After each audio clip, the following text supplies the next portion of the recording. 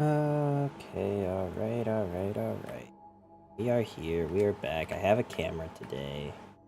Once again, by with some magic the gathering. Okay. I need to come in here. I didn't bother changing the YouTube title. I don't think it matters much anyway. Let's go to the YouTube side.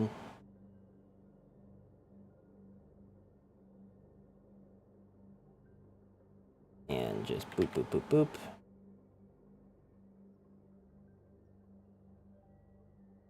I'll fix the title stuff when I fix the rest of my YouTube video stuff.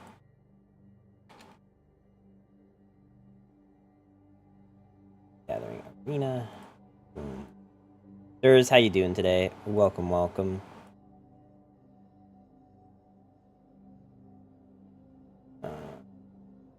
Okay. That looks about good. Okay. So, one thing I think I just noticed, I was gonna, like, try to, like, keep going with playing, Good to see you again. Oh, shut up. I was gonna try to keep playing, the draft, but I think that one draft I was doing ended. And now I don't know what the quick draft is anymore. Doing some exploring? This is a great place for it. Alchemy mixes things Okay, up. here we go. This is quick draft now. It features the latest sets.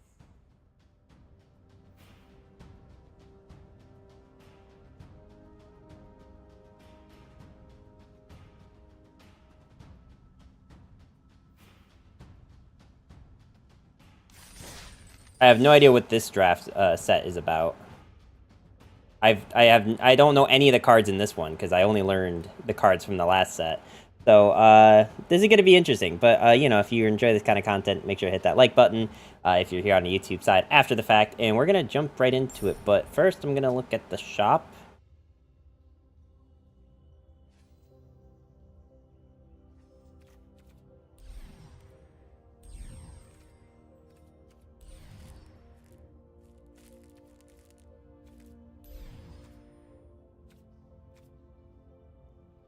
Huh. These don't seem worth, like, ever. Maybe I'm the crazy one, but... What is this? 2 player draft tokens, 1 seal token, 5 play-in potions. Okay. Points, not potions.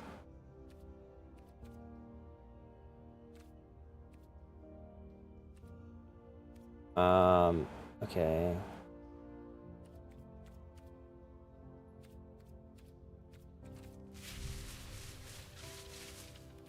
Interesting.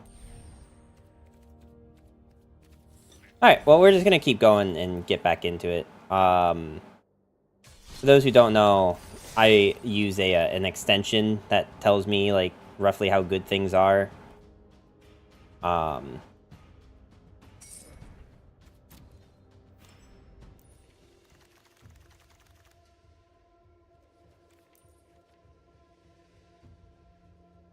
Okay, so I know pretty much nothing about any of this. What on earth is this?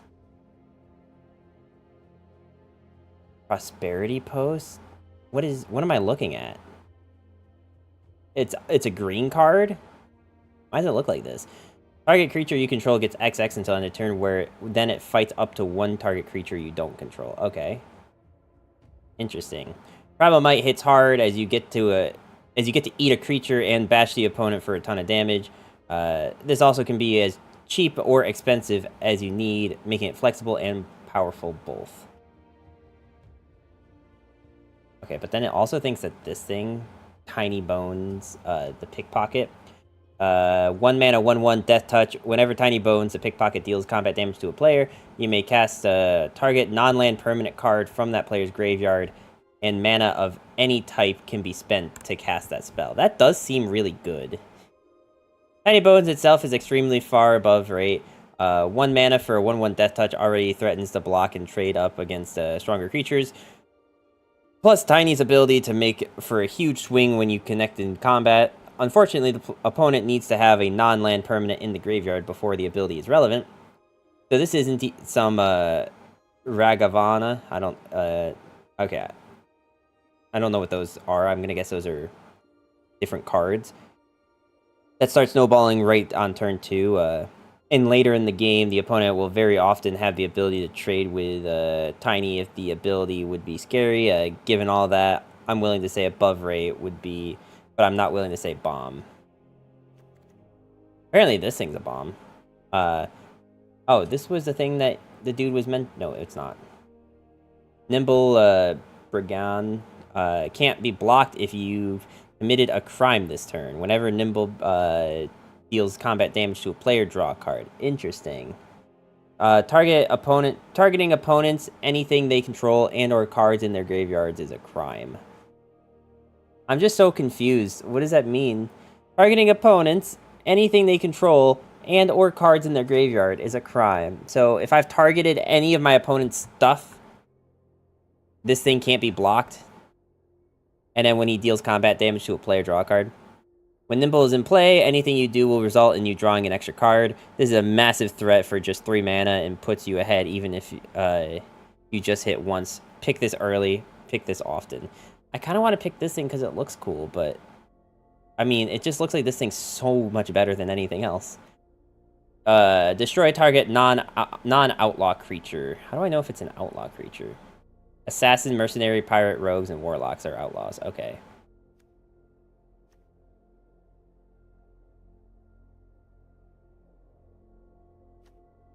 So I wouldn't be able to target any of these two, but I could target this.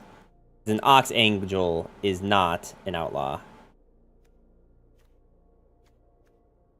Okay. I mean, everything else looks like it's, like, kind of good, but I think we're just gonna pick this thing, because it sounds like this is busted. We just need to pick a bunch of targeting spells.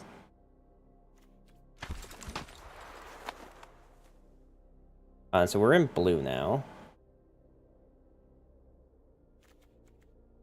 Blooming Marsh enters the battlefield tapped unless you control 2 or fewer lands.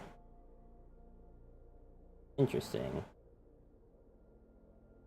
These are actually 3s and generally are worse than the deserts. They're still solid, and I'll always be happy to play them. Okay. Skewer the Critics. Spectacle. Skewer the Critics deals 3 damage to any target. You may cast a spell for its spectacle cost rather than its mana cost if an opponent lost life this turn. Interesting. Very interesting. When Beastbond Outcaster enters the battlefield, if you control a creature with 4 or greater, with power 4 or greater, draw a card. Plot. You may pay that cost and exile this card. Cast it as a sorcery on a later turn without paying its mana cost. Plot only as a sorcery. I don't understand why you would do that. So is it like... You can... Basically, it's just like you can move it off the board and then bring it back later. You're already good at Magic? Well, I'm good at Magic. I'm not good at mulliganing. 2 different things, man. 2 different things. Whenever you cast your second spell each turn, put a 1/1 counter on this thing and draw a card. It just feels like you need to be a really big spell-slinging deck for this. You'd hit Mythic are easy. I don't know what that means. I'm gonna guess that's like above bronze. Crom is easy to utilize and quite strong when it goes off. Just 1 trigger already puts you ahead, and it's trivial to get multiple if this survives. Means a flying legendary creature. Is this thing also a legendary creature? No. The highest rank? That is above bronze, then.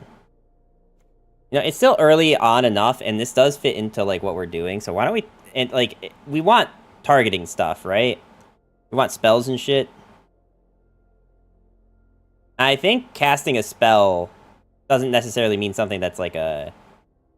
Like just an effect. I think you can summon creatures, and it counts, too.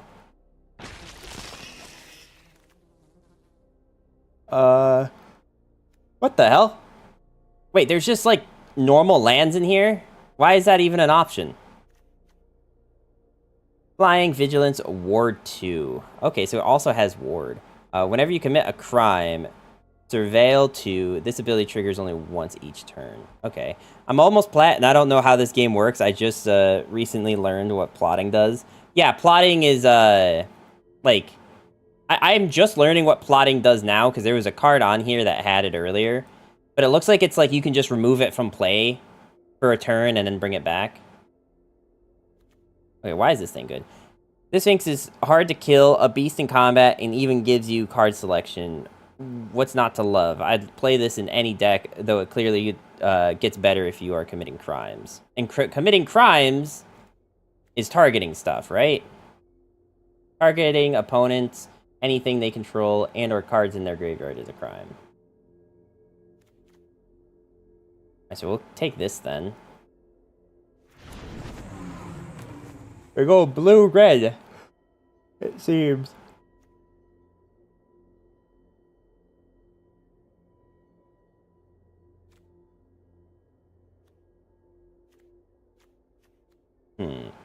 This seems fine.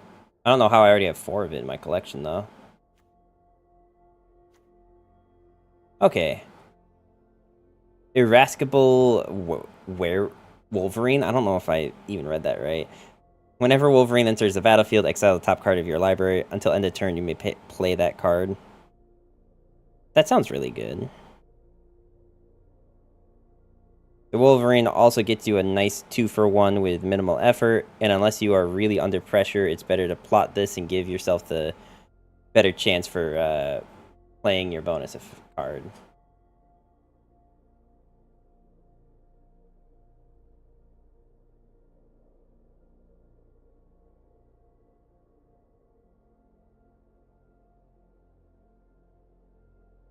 That does sound really good, but what was this one? Whenever Spring Splasher attacks, target creature defending opponent controls gets -3 until end of turn. So that's a crime. But this is not a crime.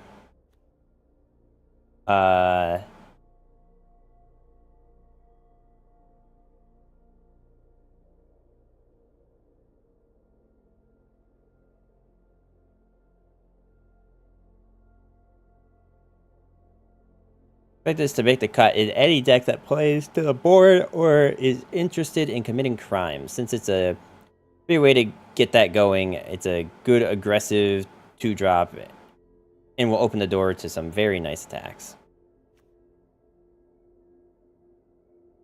Maybe I'm supposed to take this thing. Although I didn't read what this does. Counter target spell, Ionize deals 2 damage to that spell's controller. That does sound good, too. And now we are back to non-splashable gold cards again. Ionize is perfectly fine in Izzet, but not worth stretching for. I kind of want to take that. And it's also a crime. All 3 of these seem really good, by the way. Mathix, thank you for the follow. Welcome, welcome. How you doing today? I can't decide between these 3. All 3 of these seem really good. And I already have some, like, decent bombs, I think. Or at the very least, some decent threats. Your stream is cool. I just followed you, but just wondering why you have fewer viewers compared to your followers. Do you think that is right? Oh, gotcha. Fewer viewers compared to your followers. Man, these bots for view botting is wild to me.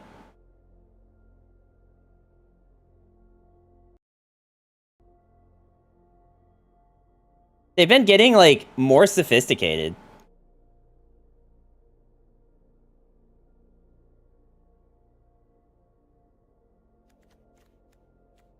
Like, they don't include a link anymore. Man, all 3 of these are just really cool. And I want all of them.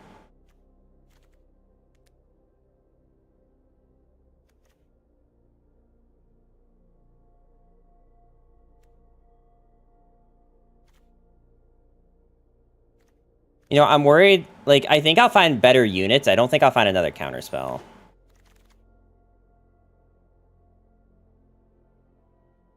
I don't understand why there's, like, basic lands in this set.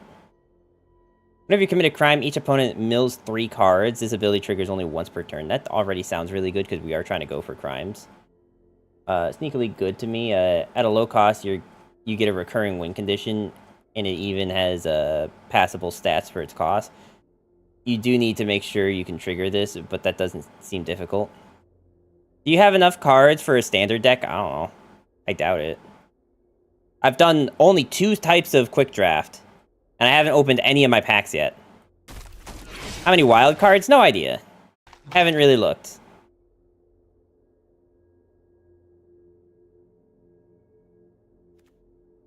Whenever cast your first spell each turn, add 2. Interesting. Whenever you cast your second spell each turn, create a 1/1 red mercenary creature token with target creature you control gets +1 until the end of the turn. Activate only as a sorcery. If you can reliably churn out 2 spells per turn, this gives you a solid advantage over the course of the game.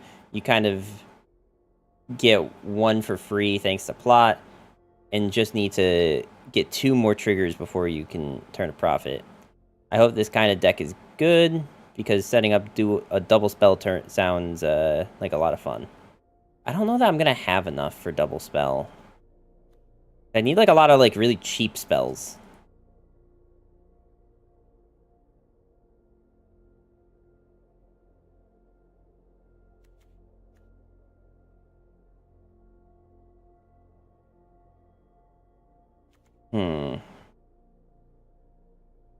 Good stats and comes out swinging. I like this cycle of commons, and they are looking strong to me. So I want, like... I think we're going for, like, a pretty heavy spell singing deck, because that's what Crom wants, right?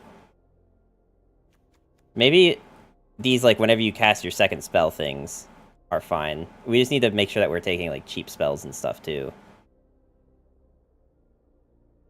That we can always reliably play 2 on a turn.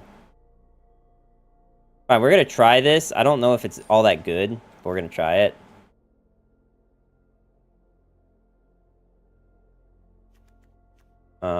Thunder Salvo deals X damage to target creature, where X is 2 plus the number of other spells you've cast this turn. This is a shock that occasionally can be a lightning strike, which is passable. With just a little work, you can get this to 3 or 4 damage easily, at which point it becomes premium removal. And if you aren't good at double spelling, you can pass this. Won't be hard. Yeah, I do like that a lot. But what is this one? Whenever you cast your second spell each turn, choose target creature an opponent controls. If it's tapped, put a stun counter on it. Otherwise, tap it. That's not bad either. But I think I like the prospect of doing damage. I mean, it's also cheaper. Although, this was something that I kind of needed too. God, I want all of these. You're actually all the blue cards in this set seem really good. Okay, so this is the Wolverine that I wanted earlier. What's Take the Fall? Target creature is -1 until end of turn. It gets -4 until end of turn instead if you if you control an outlaw. Draw a card.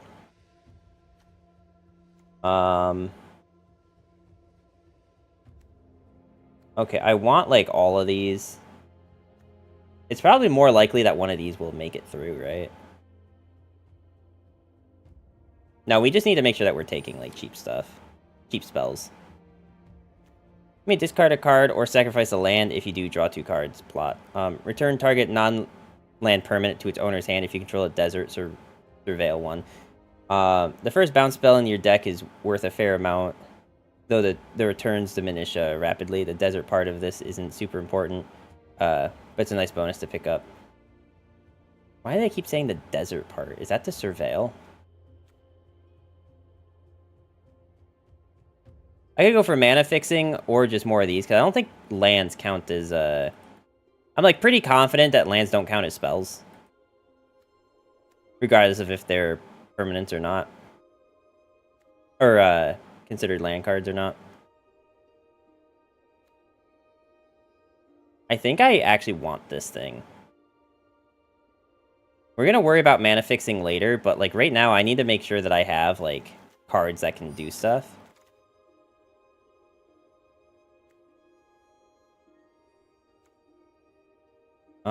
Reach. Whenever you cast your second spell each turn, Iron Fist Pulverizer deals 2 damage to target opponent.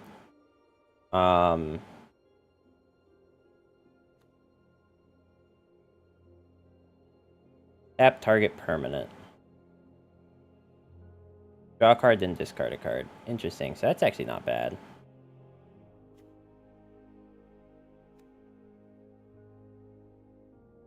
I wanted to take this earlier and didn't have a good option to, so I think we're taking it now. Well, truthfully, these all look kind of bad, but I'm not about to take a mountain. So we're going to take this just because it looks cool.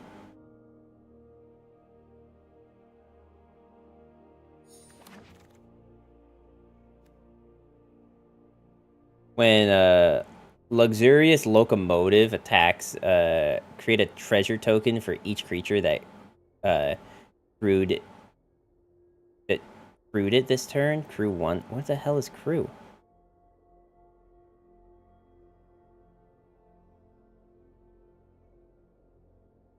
The train costs a lot, which makes me hesitant to take it early. It is nice that it generates a lot of treasures, but getting this thing going is a real challenge. Sacrifice this, add 1 mana of any color. Interesting.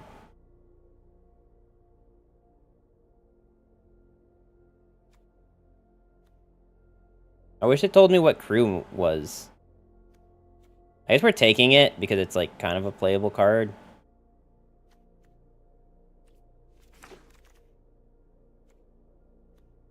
All right, we're looking to fill out our collection. We're not taking lands. God, I have to take a land. I don't know why that's an option. That just like seems like intentionally bad. Okay, so we're still looking for Hypothesizzle.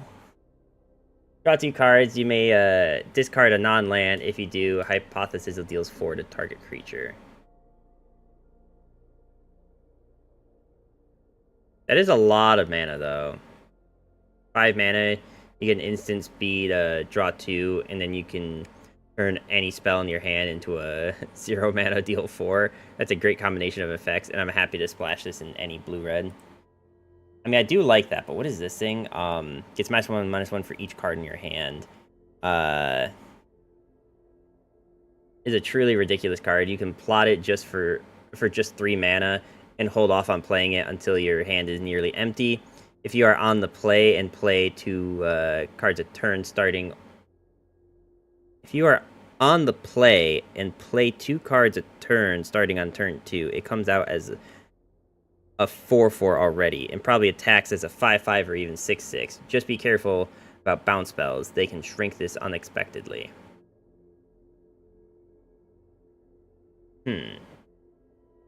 They both seem really good.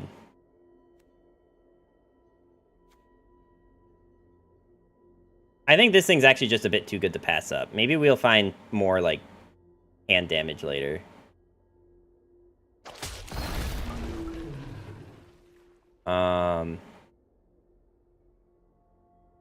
All the cards that are in our color kind of seem like they suck. What does this do?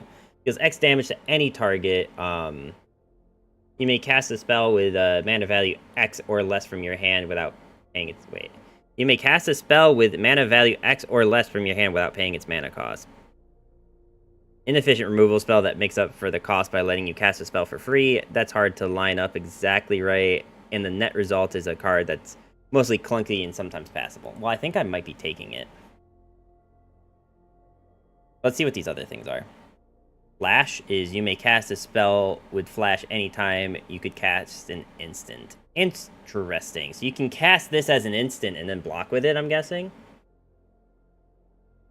Enchant artifact or creature. No,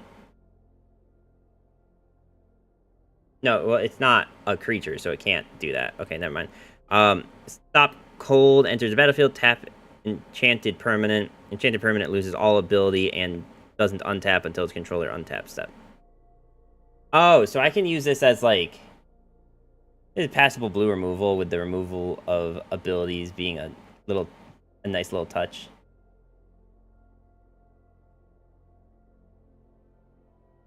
I don't know if that's like actually better than Electro-Dominance. Creature you control gets +2/+0 until the end of turn. If you control an outlaw, exile the top card of your deck. Until the end of your next turn, you may play that card. Trick Shot deals 6 damage to target creature and 2 damage to up to one other target creature token. I didn't understand any of that. As a bonus is nice since there are plenty running around, but I'm not that interested in paying 5 mana to kill something. This is playable if you need removal, but best avoid if you have cheaper interaction. Yeah, I mean... And these are both kind of good. I guess I'm going to take this one because it looks cooler. Which sounds like a really terrible reason to take anything, but...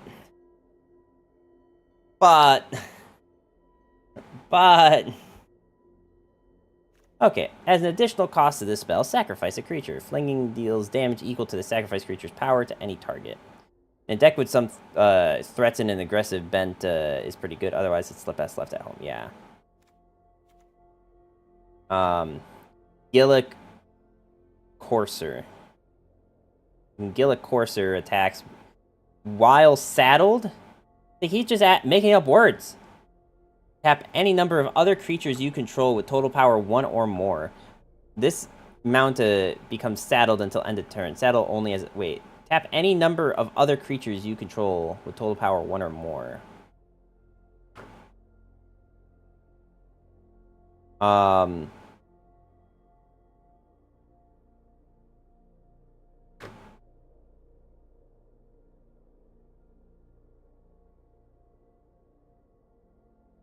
Is an easy 2-for-1, and I imagine it'll die the first time it attacks in most games. It does combine very nicely with combat tricks, so pick up a couple ways to give it first strike, and you will profit. Interesting.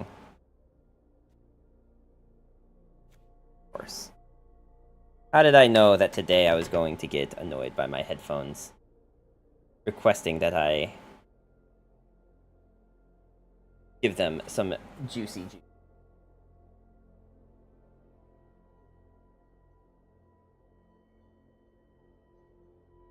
Okay, I'm gonna do this without looking because I need to get better at this. There we go. Broke. Using non-rare cards, woke only drafting the red or yellow rarity. I honestly, this is probably gonna surprise you, not at all, but I didn't even realize that that's how the rarity worked in this game. I don't want to like break my headphone cable, but at the same time, it really should not be this hard to plug in a USB Type-C into a headphone jack. You know what I mean? I think I need to.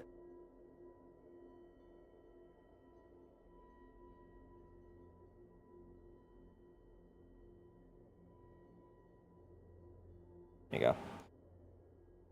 Yeah, that doesn't shock me. I also love how in this draft set, you can just, like, draft lands. Despite that, like, at the end, it's gonna give you lands anyway. Unless this set doesn't do that, and I haven't been taking any lands. Which would be kind of wild, but...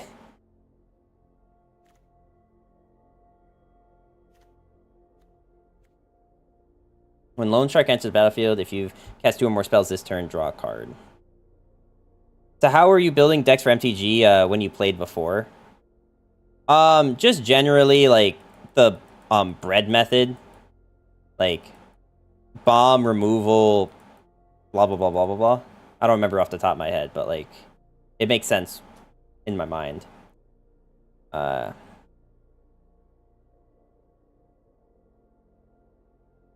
Net deck so hard you'd never look at the cards. No, I just, like, generally, like, just pick whatever, like, I'll read through all the cards and be like, this effect sounds broken, or this effect sounds dumb.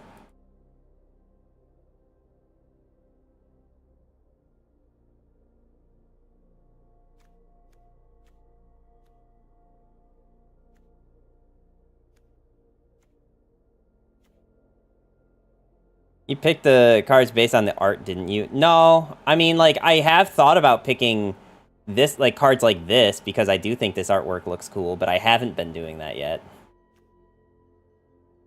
I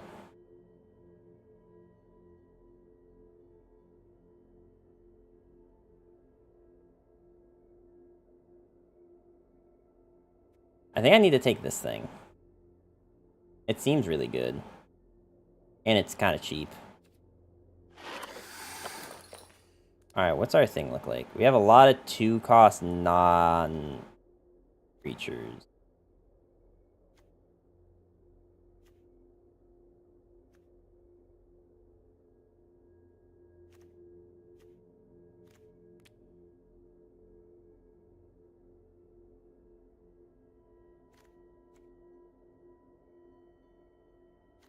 Okay. Counter targets creature spell. Put a 1/1 counter on up to 1 creature you control. If you can swing the mana cost here, Essence Capture is a totally fine card. It counters a creature for just 2 mana, and even gives you a little bit of value to boot. Here's that Deep Muck Desperado. And the Wolverine. Both were cards that I wanted earlier, but I also kind of want the counterspell. Scapegoat, welcome, welcome. How you doing today? Okay, Spree. Choose 1 or more additional costs. Put a 1/1 counter on target creature. It can't be blocked this turn. Target artifact or creature owner puts it on the top of their library. Are you a Magic Pro yet? I don't think so. Right now I'm doing this like deck where I drew I got Prom and I got Nimble, so I'm trying to do a lot of crimes. A lot of crimes and a lot of cheap spells, because we have a lot of, like... Or, we have a decent handful, I should say, of, like... Cast 2 spells a turn. I just now need to get to the point where I'm, like... Actually getting mana fixing. I mean, I guess we have a ways to go. We're not even halfway through the deck yet. And crime, just for a reminder, is targeting opponents, anything they control, and or cards in their graveyard is a crime. So, like, this thing, counter target creature, or target creature spell, that would be a crime. To the end of turn, target creature becomes a white rabbit with base power and toughness 0/1. Player draws 2 cards. Like, that wouldn't be bad if I, like, knew I had, like, limited cards left, but, like, the Wolverine is really good, too.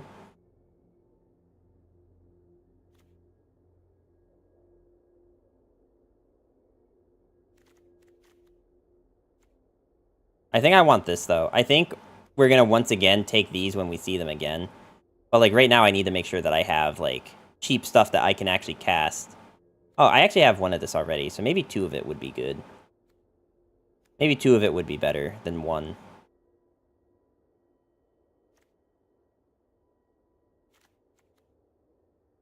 But 2 target or counter spells is probably pretty decent if we're in blue. Isn't that like blue's whole identity is just not letting the opponent play the game? That's what I understood about Magic, anyway.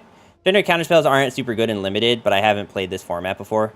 I haven't played this, this is literally going to be the first game we've done with this set. So I guess I just won't take any more counter spells, because we already have 2. And I think this is probably better than anything else.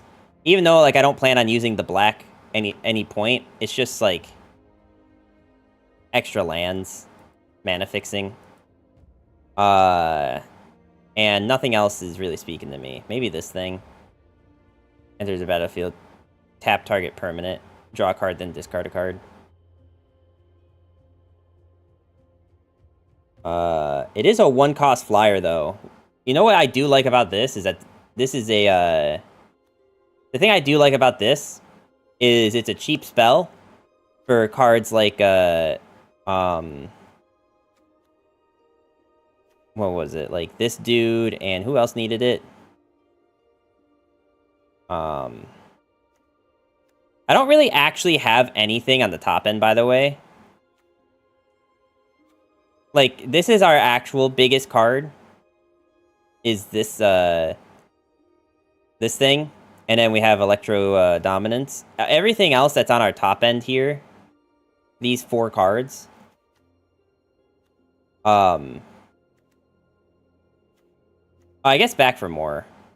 Well, no, Back for More I can't play because it's black. All right, we'll take the bird.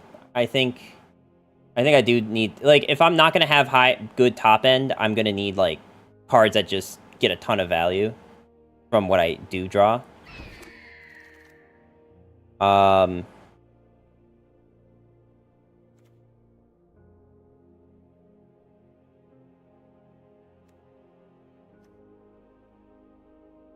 also this thing I had too.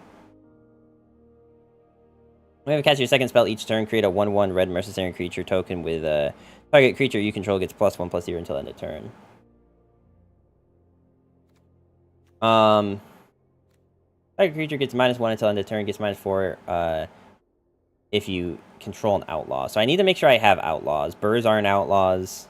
Frog beasts are not outlaws. I'm also realizing this isn't a unit. I thought this thing was a unit. It's not. It's an enchantment. Okay. I think Mercenary is an outlaw.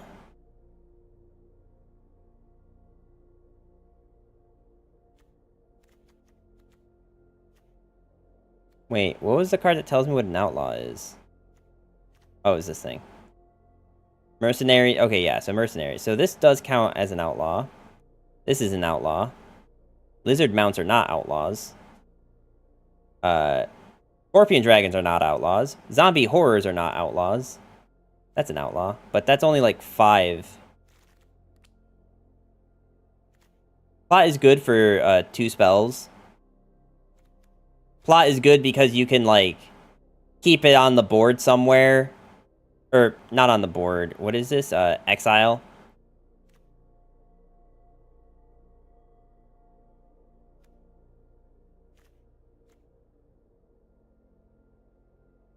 I already have a Take the Fall. Do I need more of it? I don't have a lot of outlaws is the problem. It's a lot of type I can explain over voice easier. Well, I mean, I'll just explain it what I think it is, and then you tell me if I'm right. Like, I understand that plot is like you pay this cost and it exiles the card, and then you can cast it again on a later turn. But so does this mean that this card has to be in my hand for me to decide to plot it? So I, like, exile this card as a plot, and then my next turn, because it's a sorcery on my next turn, I can play it? Or can, like, this thing... Like, I mean, it doesn't make sense for sorcery, but let's say that, like, enchantment here, right? That's a permanent. If this thing is a permanent on the board, can I choose to plot it? Or no? That's, like, the one hiccup I have, is if something's a permanent, can I plot it from the board, or is plot only from hand?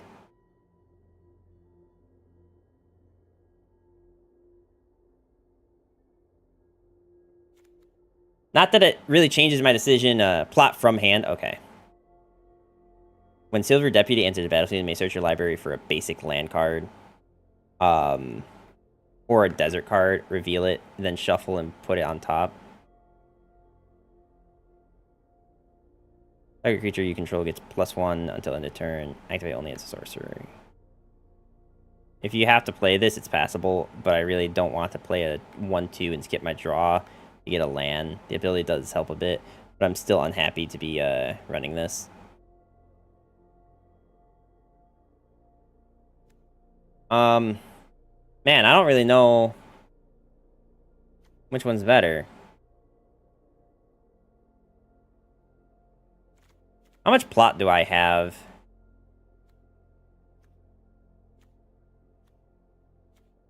One.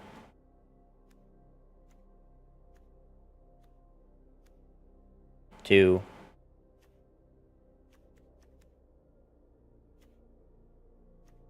I have 2 plots. Okay. Plotting part is an activated ability, so when you play the card on the next turn, it counts as a casting spell and it's free. So if you cast another card that same turn, it counts as casting 2 spells. Okay. So maybe I do want to just take this. And just start getting more plots. It's either that or highway robbery.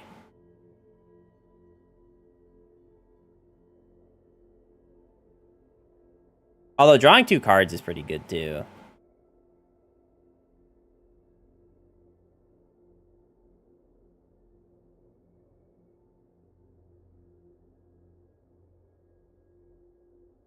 I could see a situation where you just have like a crap ton of lands and no cards in hand, so you have to sacrifice 1 to be able to do this. That's happened to me already a handful of times. So maybe we're taking highway robbery. I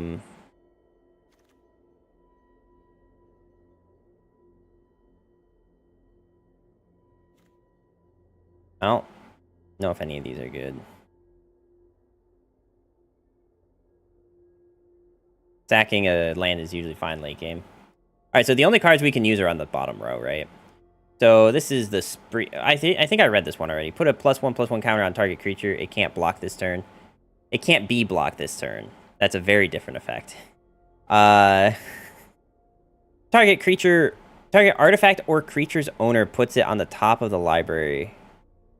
Okay, target artifact or creature's owner puts it on the top or bottom of their library.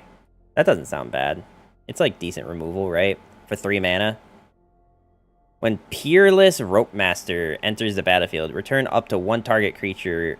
1 target tapped creature to its owner's hand. That's a lot of mana for a very conditional bounce and a 4/4. And this is kind of like not very useful. There's also an argument to like take one of these things just for the collection. Whenever you commit a crime, put a 1/1 counter on this card. Then you may exile a card from a graveyard. If a creature card was exiled this way, you may have him become a copy of that card until the end of turn. This ability triggers only once each turn. Interesting. Interesting. I don't think I can use it because I don't have any way to get black in here unless I'm just going to, like, put 1 or 2 blacks. Because, like, I don't think 3 colors is what I want to do right now. Also, this is just a swap because at the end, it made me take it.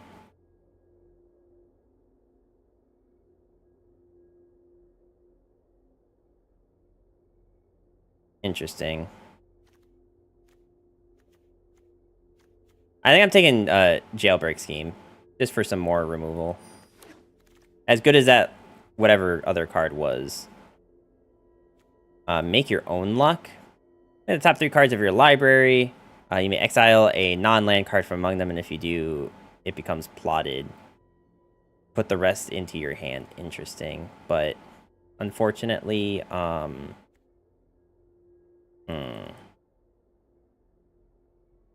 I can't play it, though, is the problem. Because it requires green. I don't have any access to green.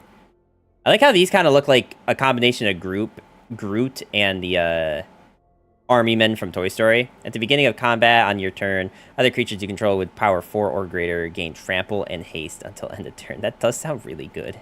If I saw this at the beginning, I think we built a whole deck around it.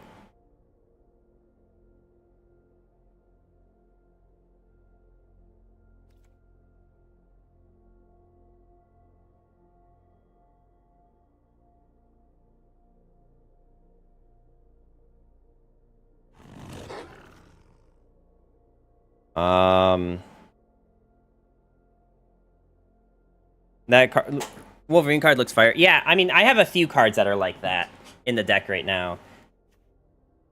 Like, I think this was like it too. When it attacks while silent, exile the top card of your library until the end of your next turn. You may play that card. Okay, Djinn of Fool's Fall. It's just a really solid statted unit that has plot. Draw 2 cards. You may then discard a non-basic land. When you do, Wow, I read this card completely wrong. I was reading it as hypno-sizzle, but no, it's hypothesizzle. That makes way more sense considering the picture. But it's okay. I think we've already all established that I'm dyslexic AF, so... When you do, a hypothesizzle deals 4 damage to target creature. That does, like, just sound really good. I think I passed up on it once for some reason. I don't remember why, but it is, now that I'm reading it a second time, seems really good. Whenever a player casts a non-creature spell, this lizard deals damage to that player equal to the number of non-creature spells they cast this turn.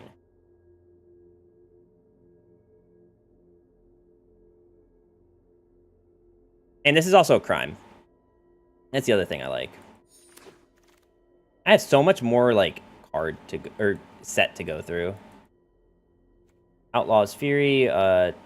Creatures you control get +2 until end of turn. If you control an outlaw, exile the top card of your library until the end of your next turn. You may play that card.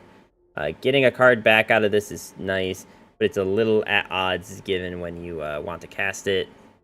On the job is... This is not... though this is a fine inclusion in any aggressive outlaw deck, which I am not. So I wonder if I just take something else just because it's, like, better value. Like, for the long con, you know what I mean? Like, because I, like, also keep in mind that, like, these are all cards that I keep, right? Every single one of these cards I keep at the end of this.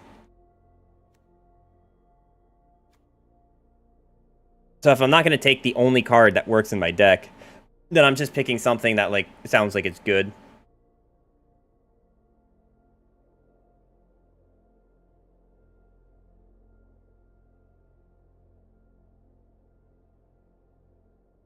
You starting the money draft now? Well, like, when it gets towards the end of, like, pack selection, and I definitely don't have, like, good cards, I have to, right?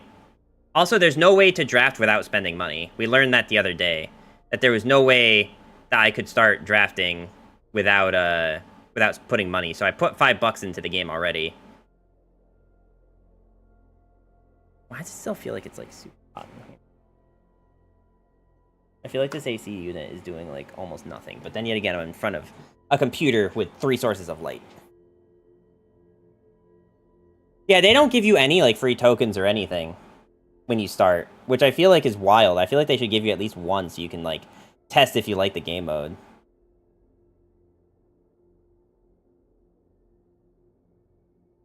We're just gonna pick this thing.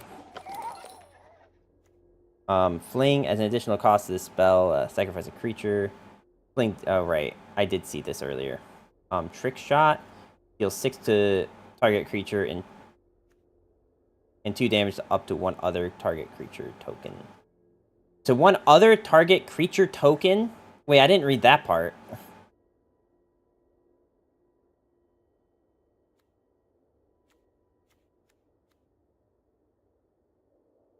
I kind of want to take this because the art looks cool.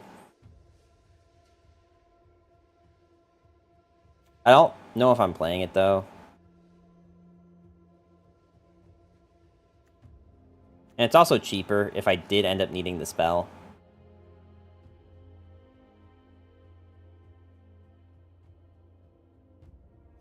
I don't really have, like, big units, as we've kind of established earlier. So maybe, actually, this is better. 5 mana, deal 6. And maybe kill a token if they happen to have one.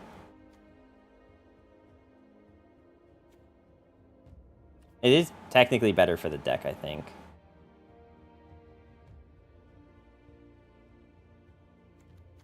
Because the only other way that this works is if this thing gets really big.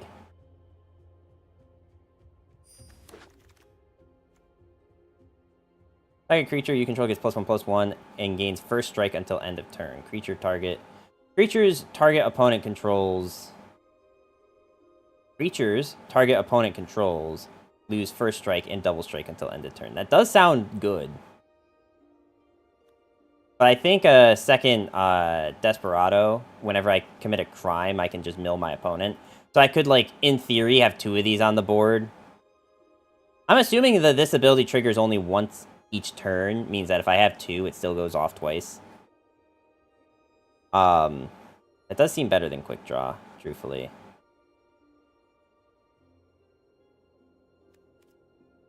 And I do need, like, units.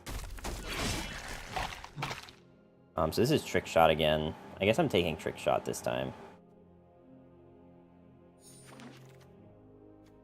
Oh, cool. I have to take a black land. Great. Love that. So this is a blue-red.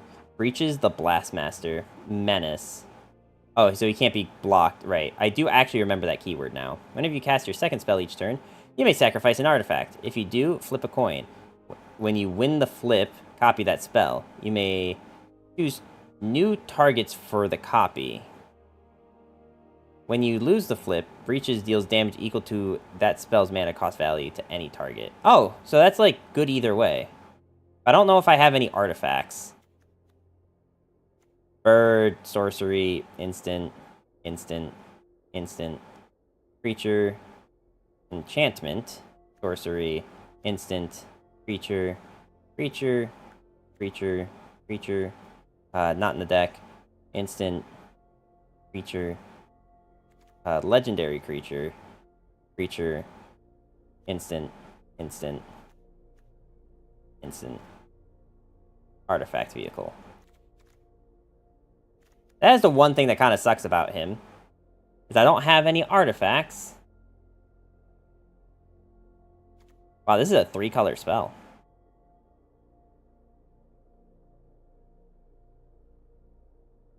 This is a classic build-around and looks great in this format too. You just need to draft a multicolor ramp control deck and plan on casting this for 5 or more to win. This is actually feasible, and I'll slam this until I'm convinced it's a bad idea. Good luck with that. Target opponent exiles the top X cards of their deck. You may cast any number of spells with mana value X or less from among them without paying their mana cost. That does sound really good. If you just, like... If you somehow have a way to cast this for, like, let's just say because there's 3 spells, if you can pay 5, and your opponent just has, like, 5 cards on the top of the deck that are 5 or less, then you just get to cast all of them for free. That does sound really strong.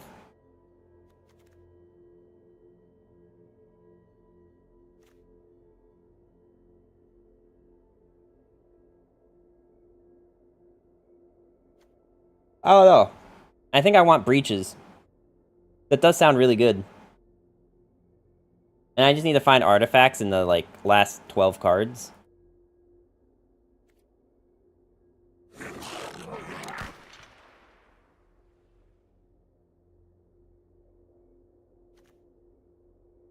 When Gold Pan enters the battlefield, create a treasure, equip a creature. It's +1/+1.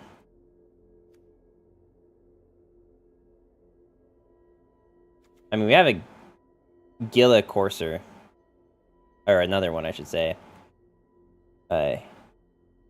Geeser Drake.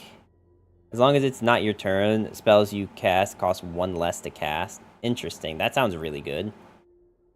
Phantom Interference. Create a +2/+2 white spirit creature token with flying.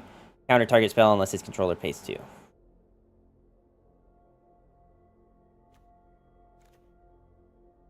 Wait, this card is apparently rated as a 0. So it's 4 mana in mono blue. If an opponent casts 3 or more spells this turn, you may pay 0 rather than the spell's mana cost. Exile any number of target spells. This is too expensive to cast, and the alternative cost will never be online. It is indeed a trap. That card is good and constructed. I bet it's great and constructed. So it's just like a matter of, do I take it now just because I will want it for constructed? Or do I just think that I'm going to do so many of these that I'll see it again? You know what I mean? I don't know how rare something like this is.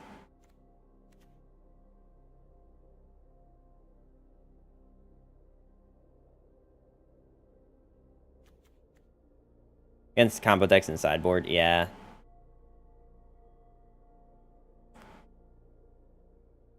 I don't know which of these I want to go for. Like, it's not like this one seems kind of good.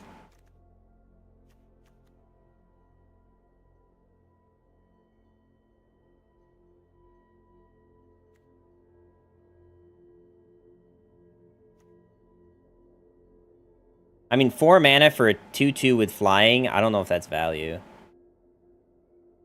This is 3 mana for a 2/3 with flying and gives me an effect. I guess the payoff is that you could instead pay 2 mana and counter something. Like, the lizard obviously sounds really good, but I have one, and I'm not sure I have that many threats that, like...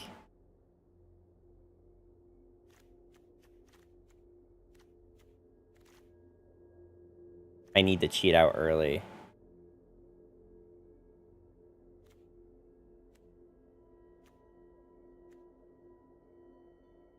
Hmm.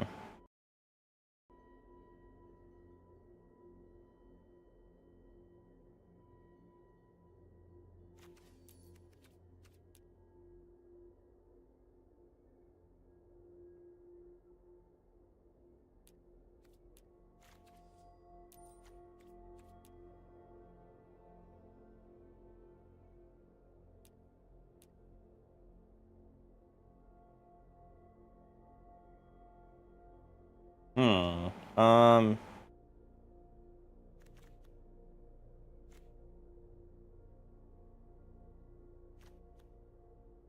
Well, how many cards do we have that cheat things out? It's just these two, right? So maybe I do take a third one, because I think these will probably be around again.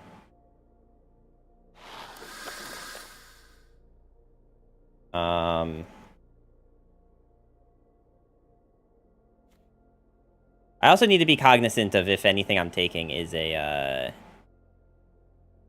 if anything I'm taking is, a crime.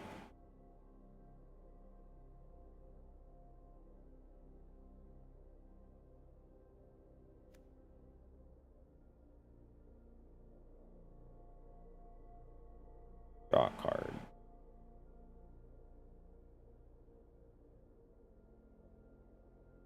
Return target non-land permanent to its owner's hand if you control the deserts. Didn't I take a failed voyage? Or failed fording? Yeah. Destroy target creature. Madness. If you discard this card, discard it into exile. When you do, cast it for its madness cost and put it on your into your graveyard.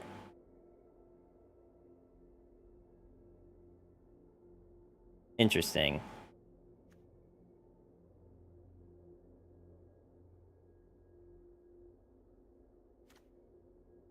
Hmm.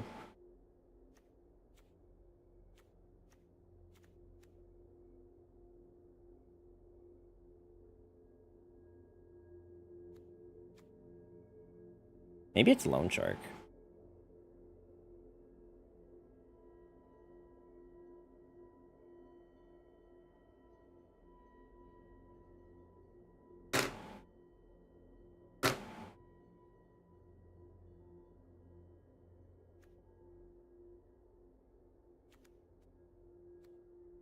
Alright, we'll take Loan Shark. Just so that we can start having, like, threats in the deck. Because we're pretty, like, neck and neck on spells and units.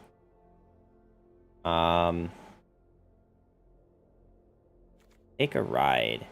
Take a ride has flash as long as you've committed a crime this turn. You may cast this at any time you would cast an instant. Okay. Gain control of target creature until end of turn. Untap that creature. It gains haste until end of turn. That does sound pretty decent. Somewhere between decent and, like, great. So yeah, we're taking that. How many crimes do I have? 1, 2, 3, 4, 5.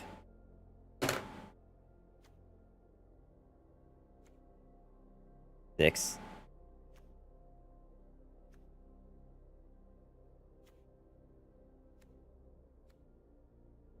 7.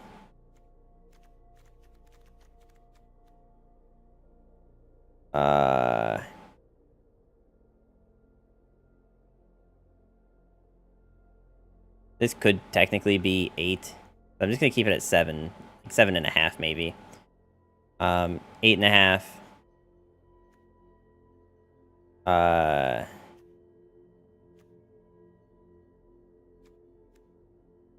9.5, 10.5, 11.5 if I keep all those cards. So 11 out of 40. That's a pretty good amount. That's like a quarter of the deck.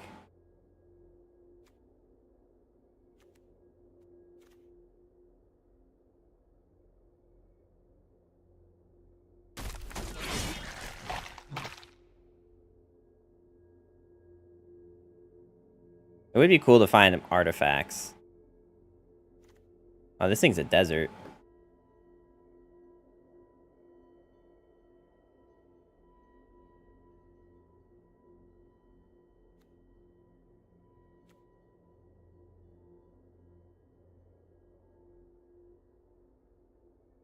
This thing is looking a little bit better, just because like our curve for creatures is pretty abysmal.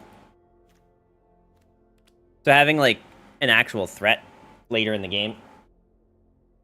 Whenever Quilled Charger attacks while saddled, it gets +1/+2 and gains Menace. And then what is Outlaw Stitcher?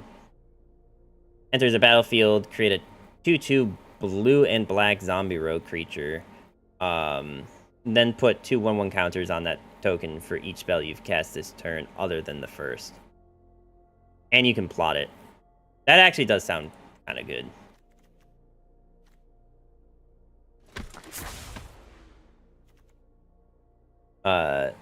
Slick Shot, Lockpicker, enters the battlefield. Target instant or sorcery card in your graveyard gains flashback until end of turn. The flashback cost is equal to its mana cost. You may cast a card with flashback from your graveyard for its flashback cost. That seems really good too.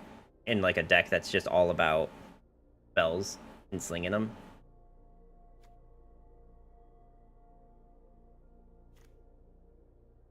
So a crime is their graveyard. And this is in my graveyard.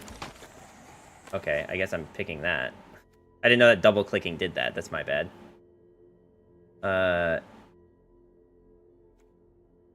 There's your library for a basic land. Oh wait, that's green.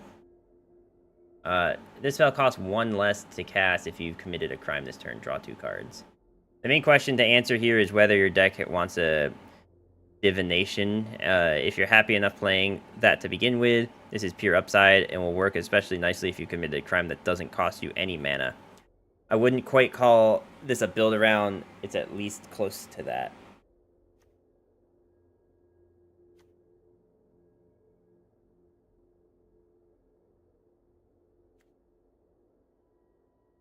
A 2-mana draw 2.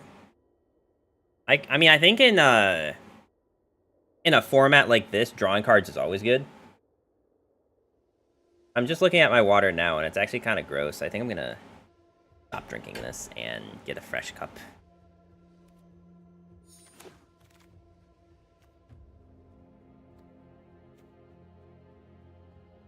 Oh, won't you know? These were the cards I was saying that we'd probably see anyway.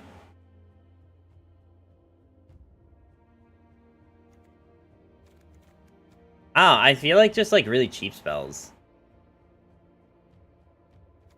Like I said, I don't have a lot of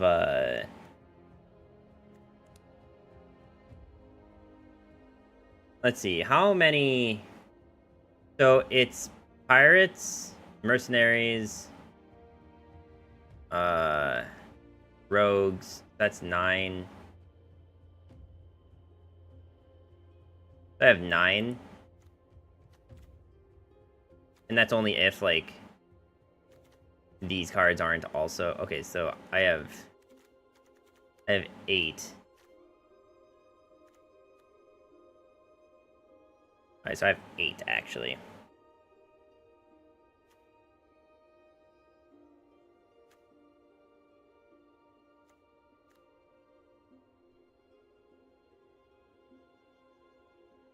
I mean, I guess having, like, actual units isn't bad either. We're kind of okay with being 50-50, but not, like, crazy about it either. Something with plot wouldn't be bad either.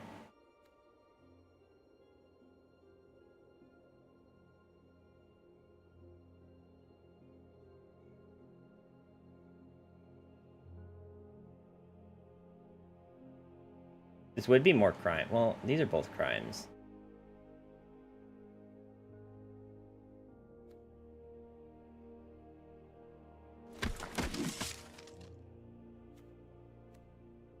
I mean,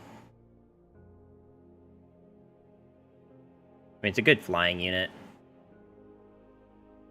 Alright, I think I decided that this is just better.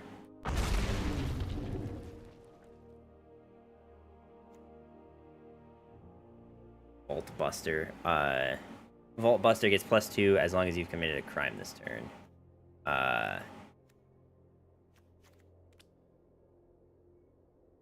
Too bad there's not, like, a way to see, like, how many times the word, rhyme pops up.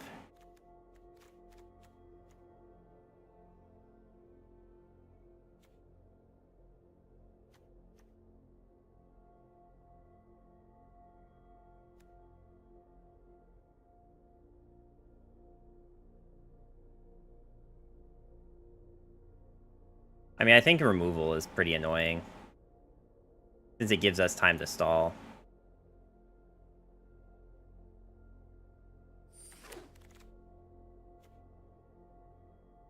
Alright, well, I guess I'm taking another one, because I think it's better than taking this. Although, giving something first strike isn't bad either.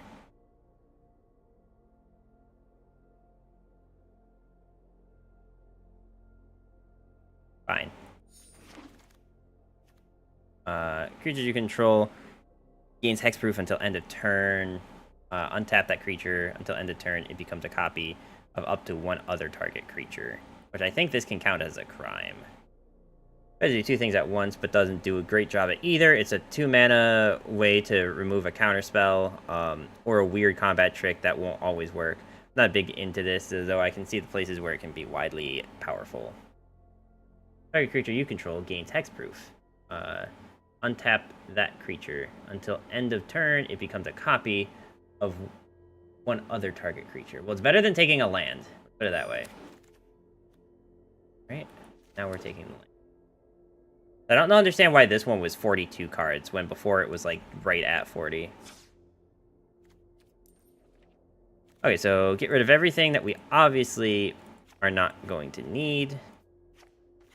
I have to remember that that was 4.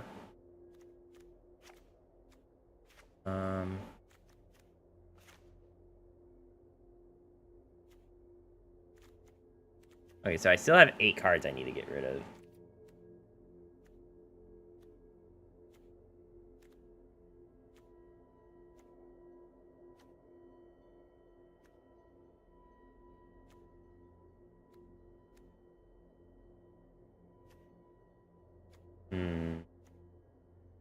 The breaches is kind of worthless, right?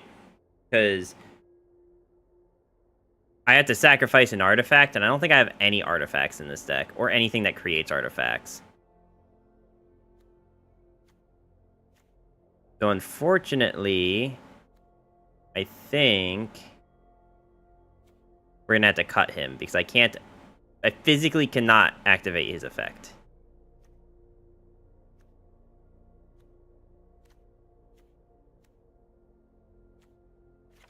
I am taking one more look of due diligence just to make sure that we don't have any artifacts. But yeah, no. None of these are artifacts. So I can't play him. I do need to grab some more water, though, real quick, guys. I will be right back. Is a 3-mana 3/3 menace good enough is the real question. I don't know. I think there's a lot of other things I'm trying to do in this deck. Also, I think I have to pee, so I'm going to pee as well.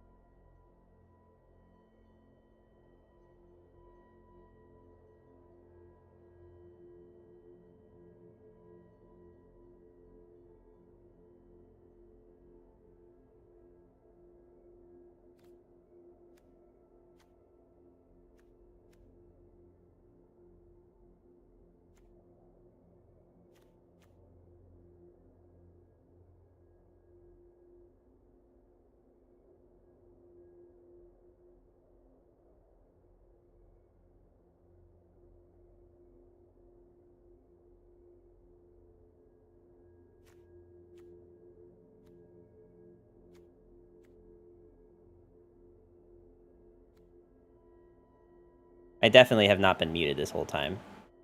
I promise. And you definitely haven't missed anything important while I was muted. That's for sure.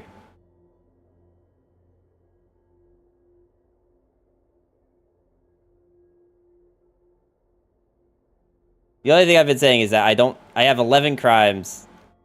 Yeah, basically the gist of what I said is I have 11 crimes and I don't know what 4 cards to take out. Because, like, everything seems really good. And I can't get rid of 16 lands. Because I think I want 16. 16 or 17. But if it's 17, then I have an even harder time. Because I need to get rid of 5 cards then. And knowing what to get rid of is not going to be an easy task. So these cards I definitely don't get rid of, right?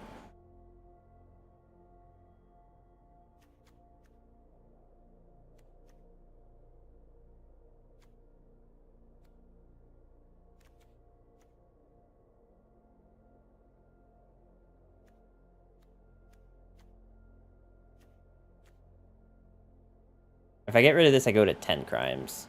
But I think I kind of have to just come to terms with that. And if we play our next, if we play our,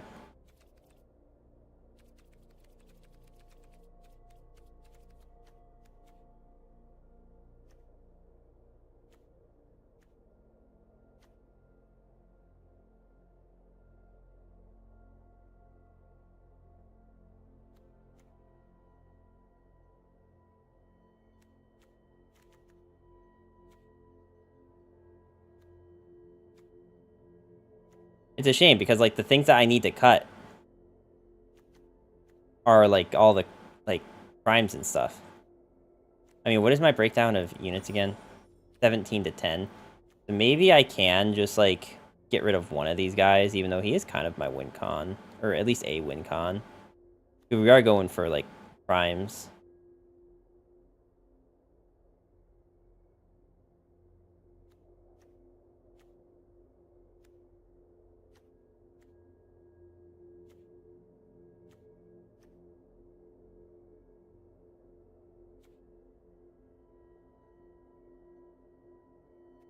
Despite my better judgment, I'm going to get rid of one of these. Despite my better judgment. We don't have a creature-heavy deck. But this also isn't just for creatures. This could also be for, like, any of my cards.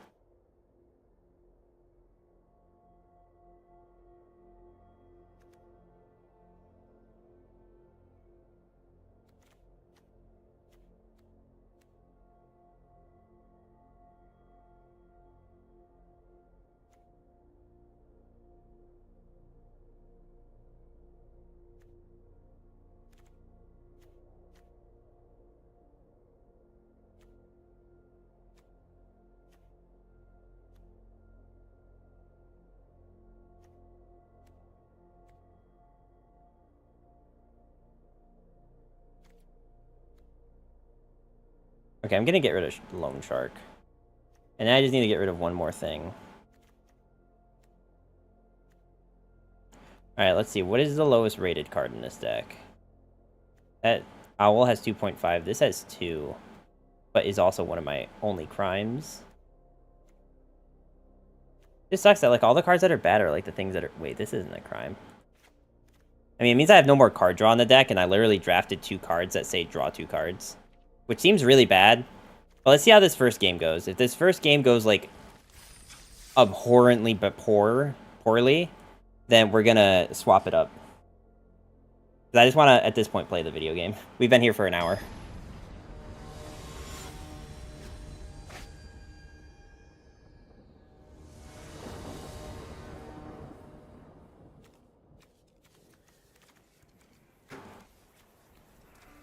This seems fine.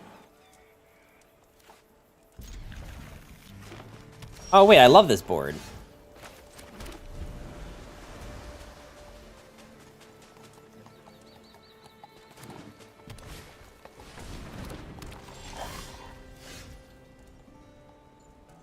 Nice hand. Thank you.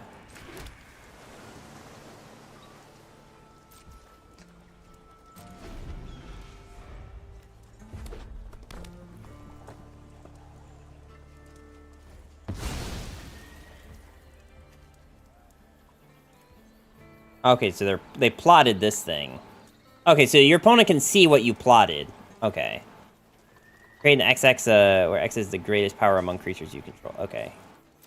Well, so is this plot as a sorcery? I don't want to use my thing yet because this is a crime. And I would really rather, I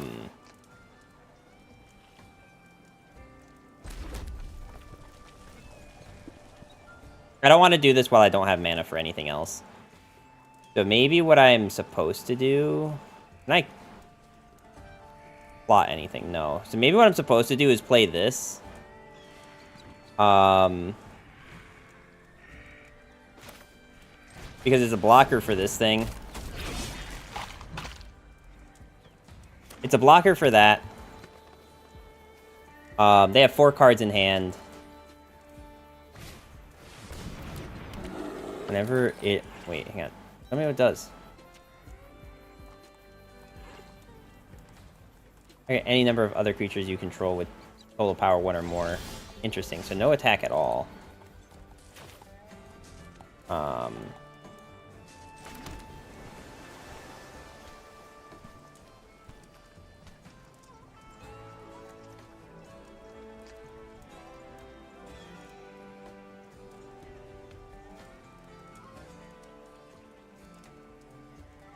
I don't want to do this.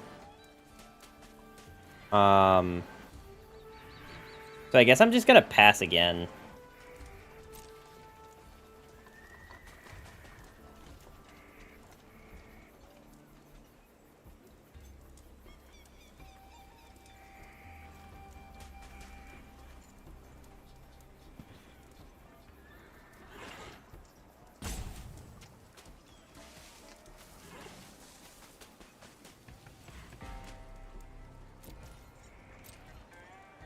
It seems like I'm doing a whole lot of nothing, but like I don't want to attack with this. Then I wanted to just die into that. And I want to keep up. You gain 3. Okay.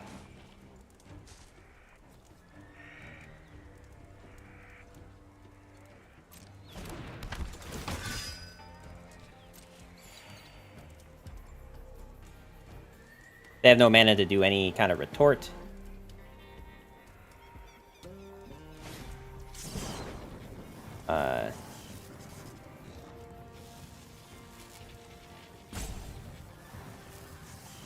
I wonder if I should just, like, wait and use this on the thing that it creates. I don't know how returning a token to the hand works.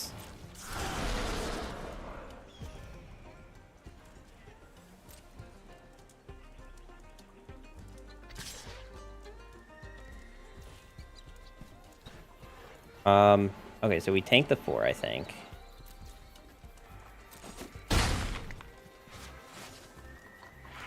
It seems like I'm doing a whole lot of nothing right now, and that's because I mostly am.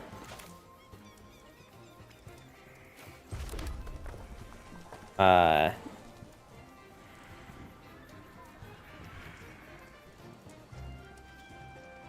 can do all of my mana for this, or...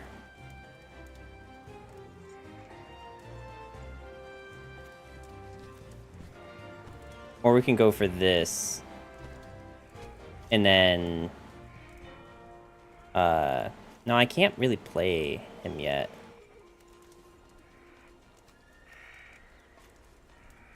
It's like, this is the only card I can really do right now. If I want to be proactive.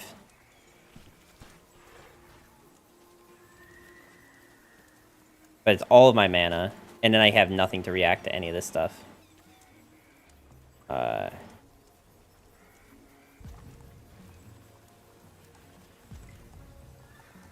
Damn, am I really doing nothing again? That seems so bad.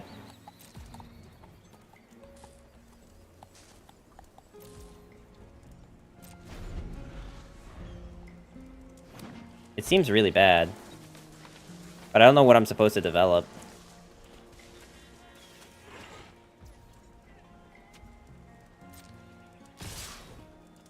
Okay. So... Target you.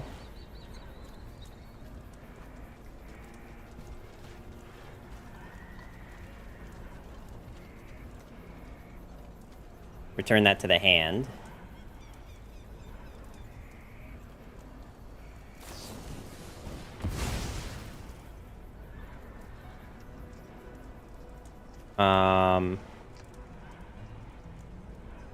And then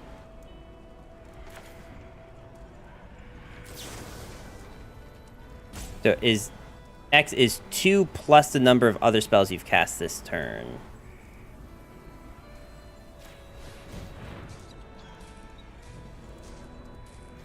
This is dealing 3.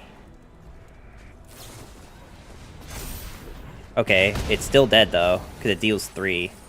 Unless that gave hexproof. It did give hexproof. That's unfortunate.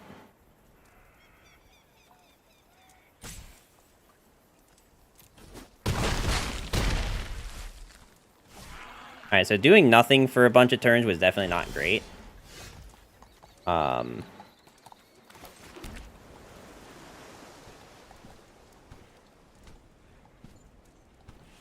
This lets me stay alive for another turn. So this is 4 mana, which is that, and then I still have another mana, enough to play a 2-cost thing, which this is not.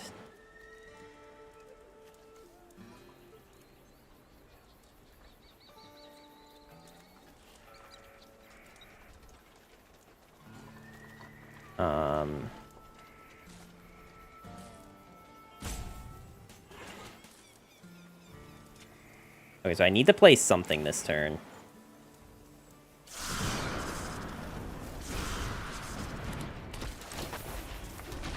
I cannot continue to do nothing. So this just needs to not be, like, removal. Okay, well, it's not removal.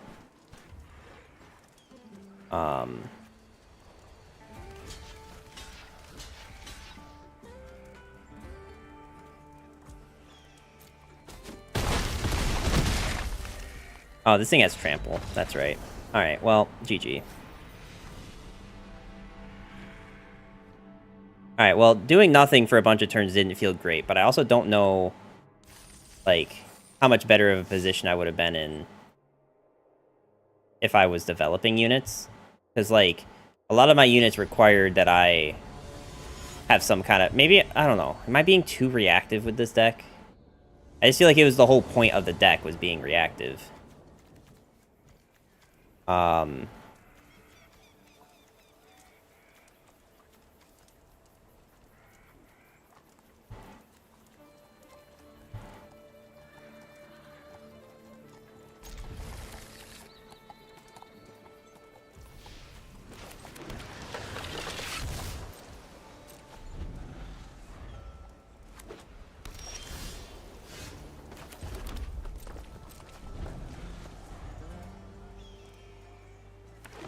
We'll see if this game goes any better.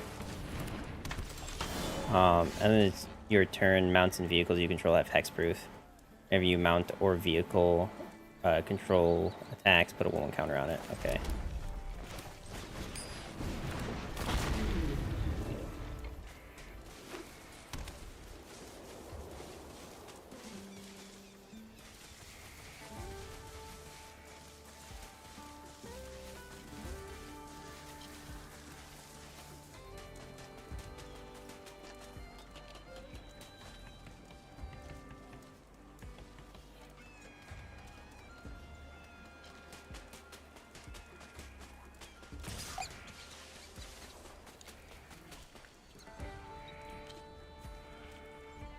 I don't know if I really need to bother with that.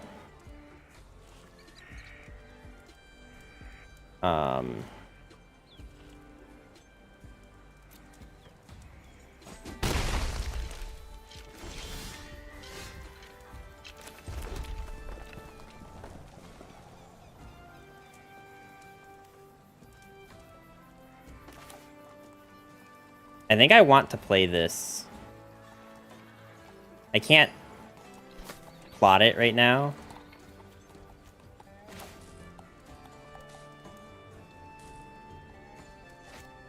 I mean, this thing is definitely better if you just play another spell with it. So maybe I'm gonna wait until next turn, when I can play this and this.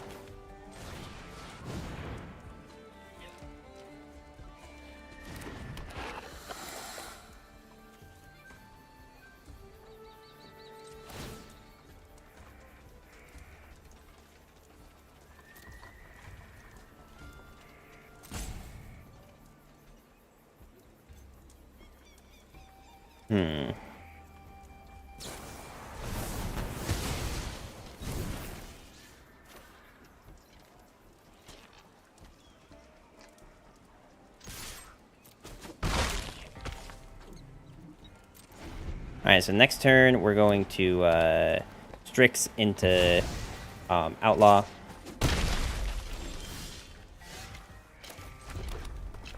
That's actually not a bad idea either, putting this thing instead.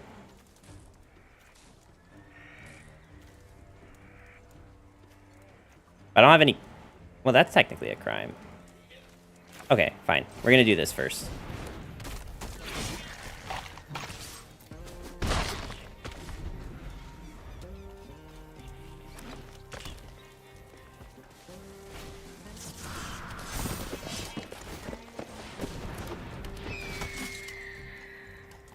That's a lot of stuff.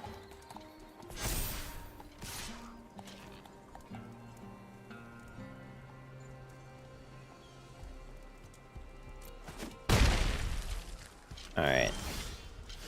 Now we're going to... Now we have, what, 4 of these and 1 of this. Oh, wait, I only have 1 island? Oh, wait, that's going to be a problem. I won't be able to play both of these. Not unless I plot it now. And then, what, do nothing else this turn? No, I think I need to make it so this thing can't attack next turn. Unfortunately.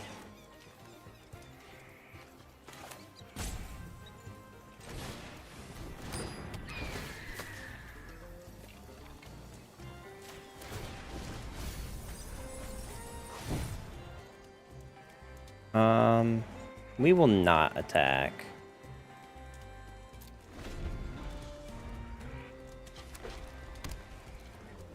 If I had 1 more island, we'd actually be fine.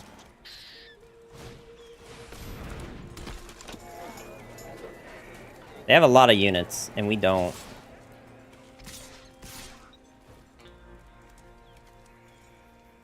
Oh. I thought this thing's, like, tap was, like...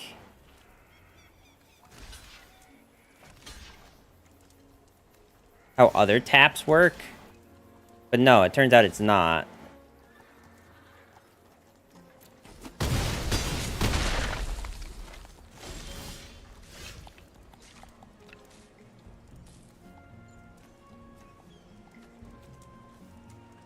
This really sucks, not having any blue islands.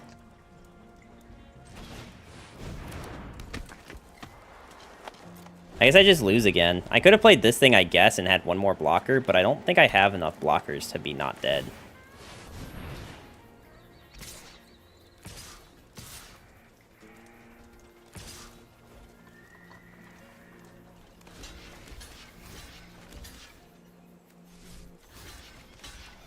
Yeah.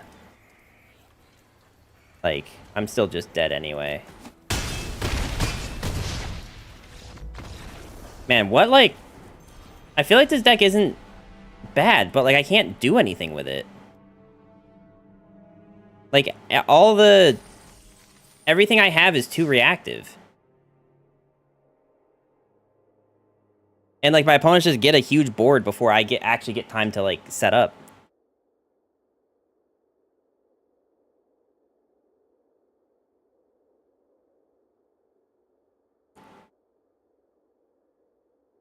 I don't know what I did wrong with the draft.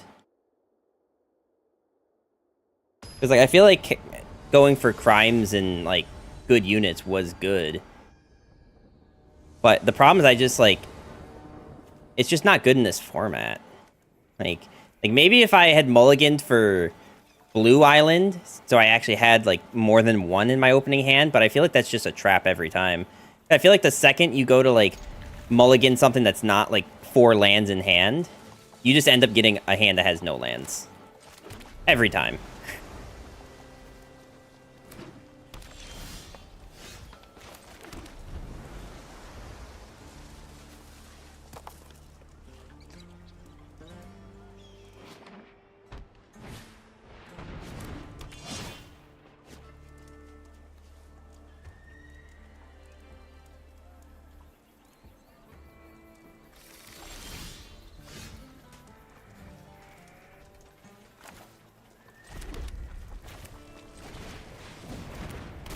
Can I please, like, finally have an opponent whose, like, deck is as bad as mine?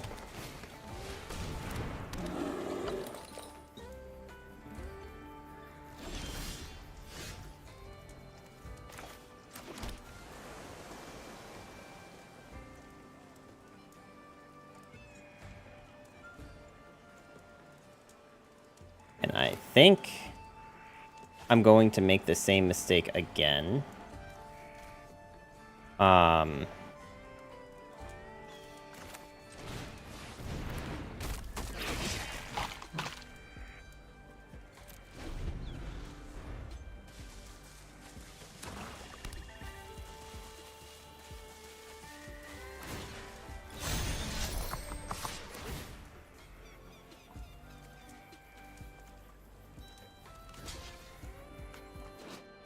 Wait, I'm confused. I'm only taking 4? Okay.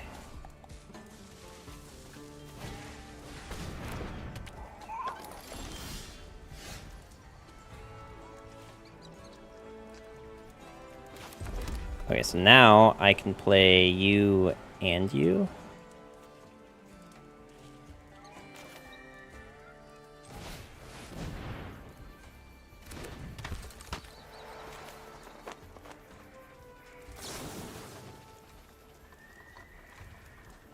Attacked while saddled, it gets +1/+2 until end of turn. You may return any number of creatures you saddled this turn to their owner's hand. They have enough mana for something, so let's go ahead and target this thing.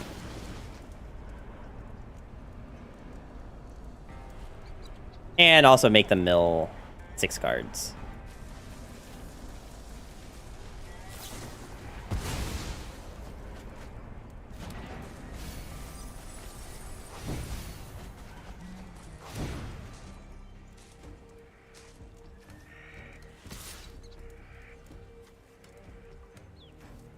I can use a Hypothesis next turn. Or we can get Thunder Salvo back. I think I should be able to cast it. I don't think I want to attack with both. Wait, this thing isn't tapped. I think that's actually a dumb idea.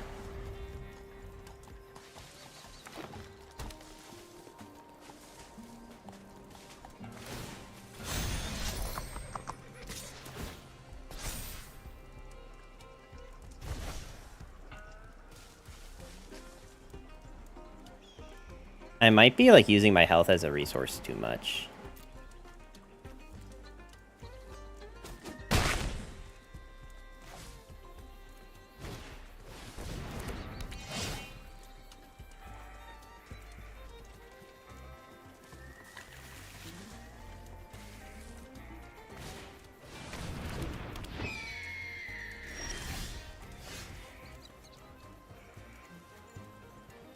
Okay, so what can I do?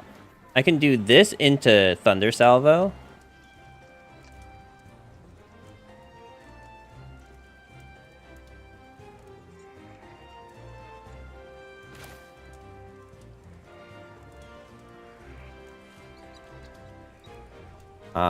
Or I can draw cards.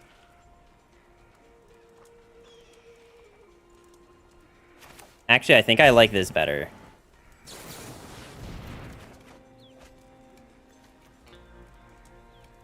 I may discard a card. Let's discard this thing. And then get rid of that. 2 lands, keep 1 land, mulligan. I mean, that's sometimes easy. You know, let's attack with all. And just start doing something to opponent. And also draw me cards.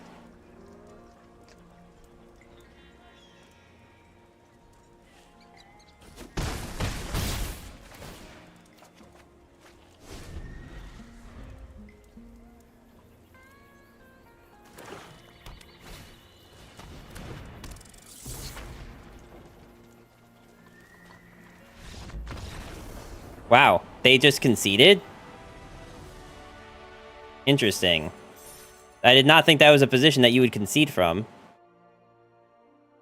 Works for mono red. Yeah, it's a little bit more complicated with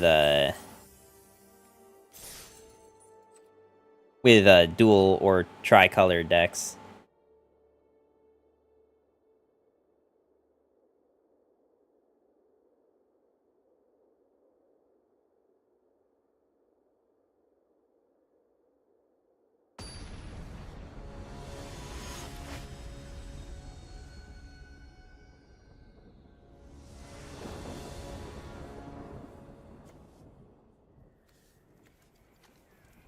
Okay. This is fine.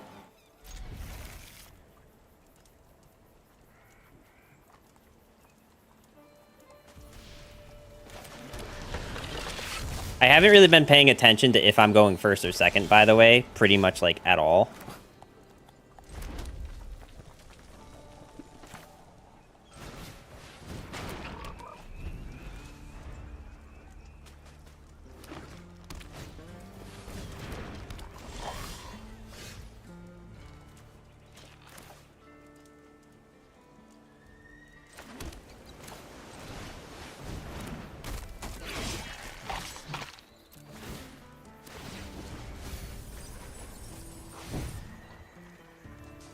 Mulligans are for cheaters, yeah.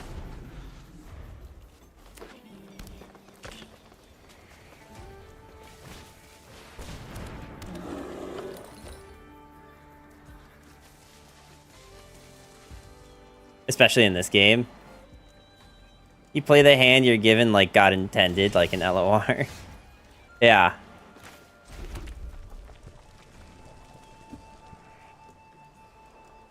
Why don't I plot this instead, and then wait till I have no cards in hand?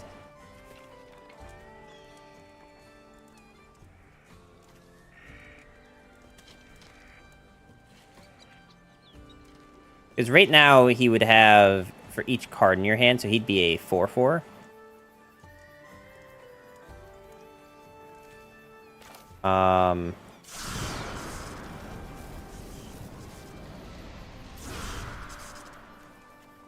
I could also commit a crime early.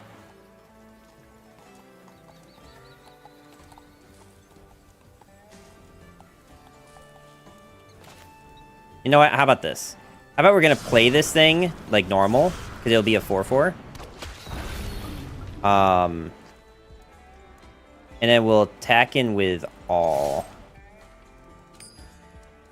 And I will target this thing to get the -3.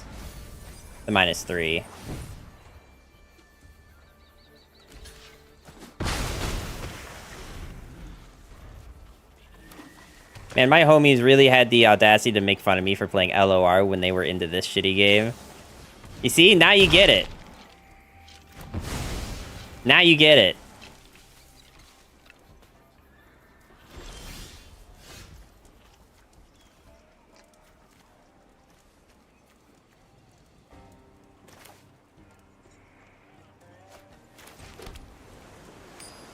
Take a ride has flash. Gain control of target creature until end of turn. Okay, yeah, that's not really worth.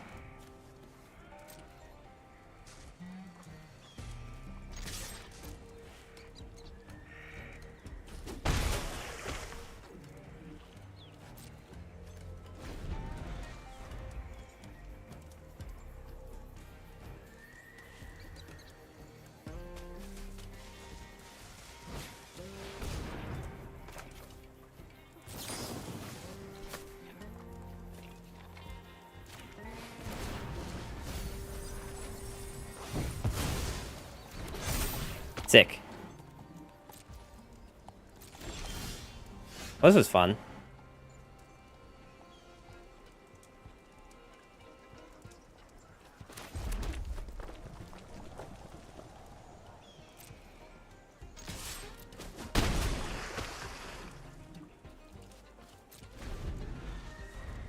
So I can just keep, like, bouncing things back.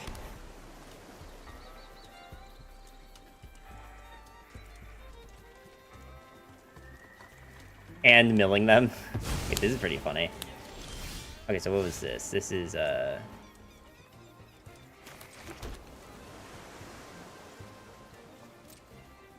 mean, I'll just keep attacking. Look, now you see, now this is how I kind of expected games to go with this deck. Having, like, a decent board.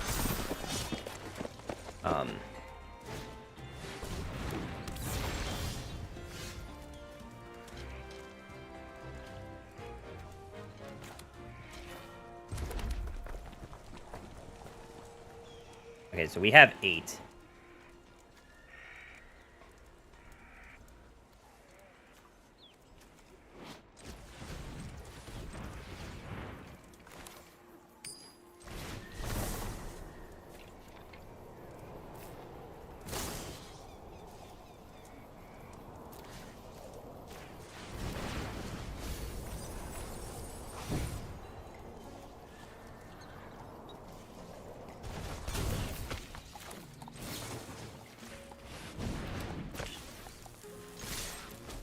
Damn.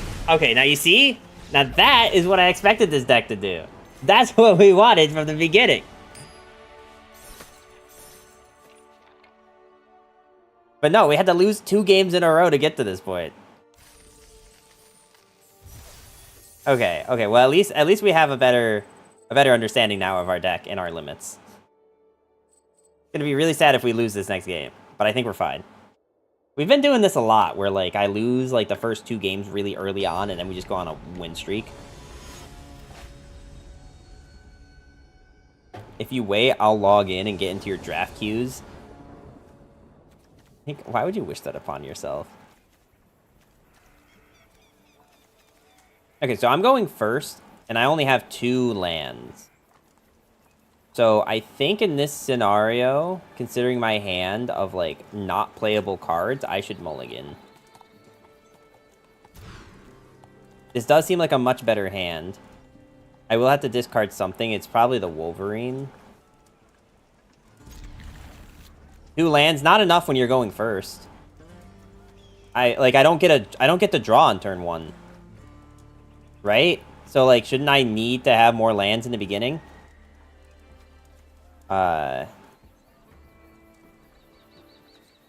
They're all good cards is the problem.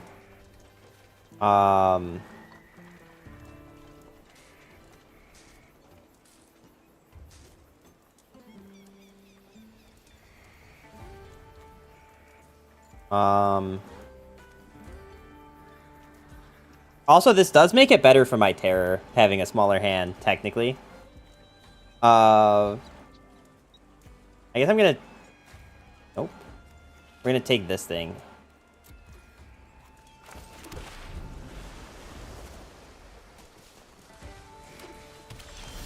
Whoa, that's cool. What the hell is that? Wait, how do I get that?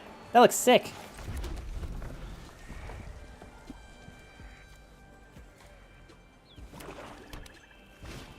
That also looks sick. What?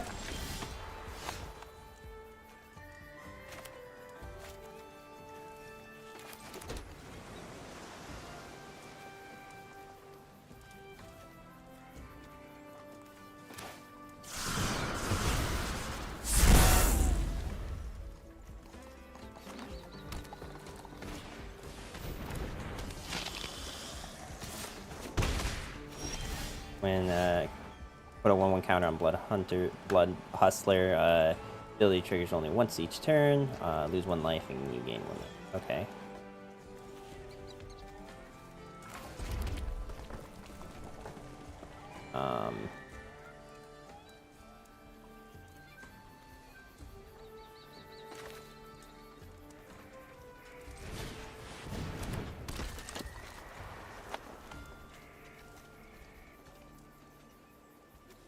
This thing is technically a 4/4 right now. But I think I can do better.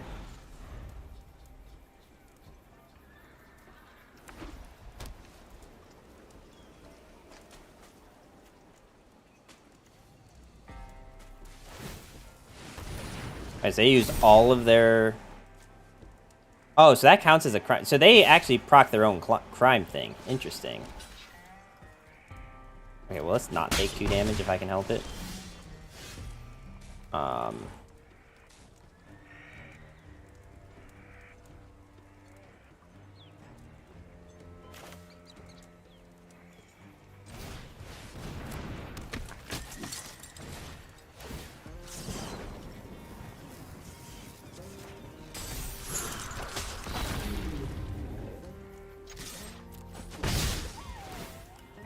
Sick. I get the card draw and I didn't even have to do anything.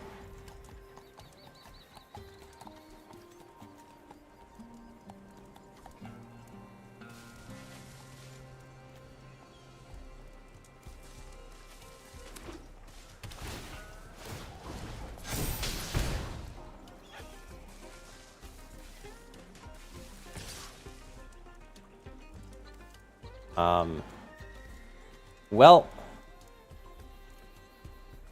despite my better judgment, I actually don't think I want them drawing a card.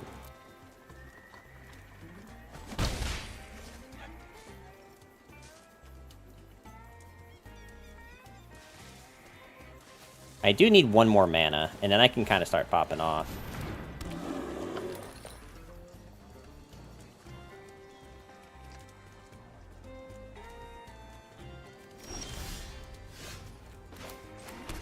Like we said, we can kind of start popping off now. But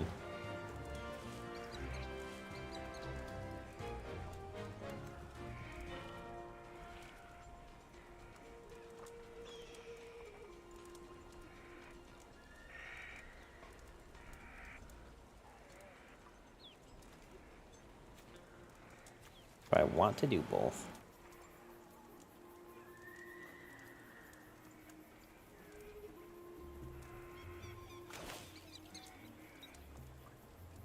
Maybe I actually just keep up mana for a counter spell.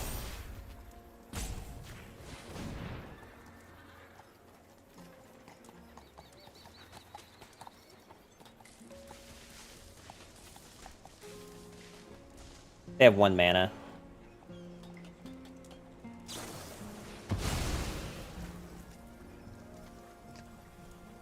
Well, why don't we let them not draw 2 cards? And then give this thing a stun counter again. And let's attack with all.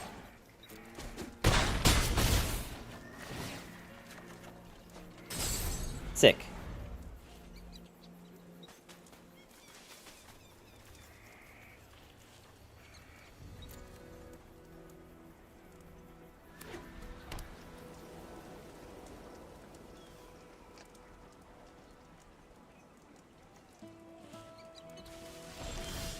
They choose to do nothing.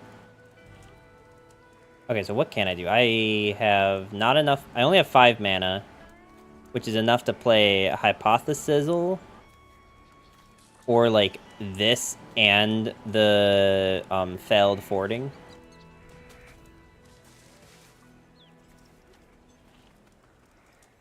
Can I go for game? This is 4, 10, 11. No.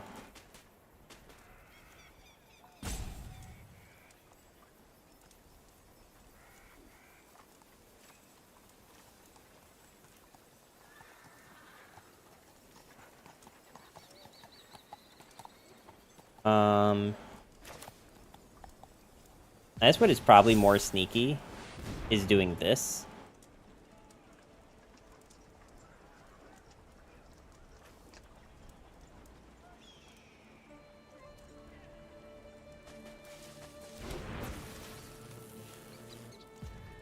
Because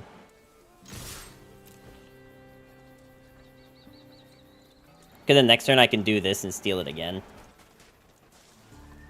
I know they have mana up in 3 cards, but, like, I kind of have to just go in.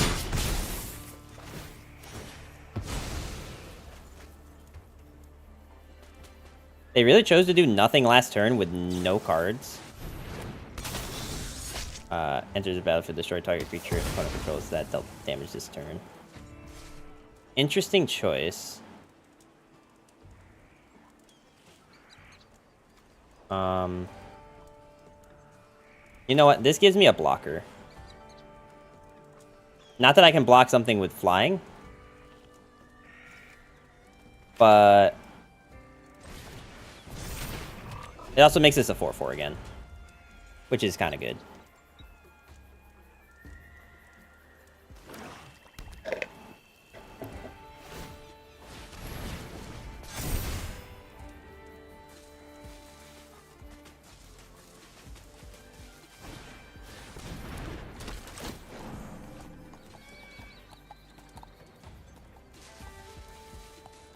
Okay, so they'll have no mana going into this turn. Which means I just need to tank some damage.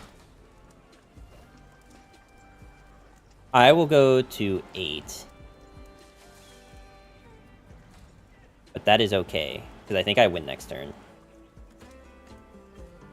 I think. If I draw a mana this turn, I definitely win, right?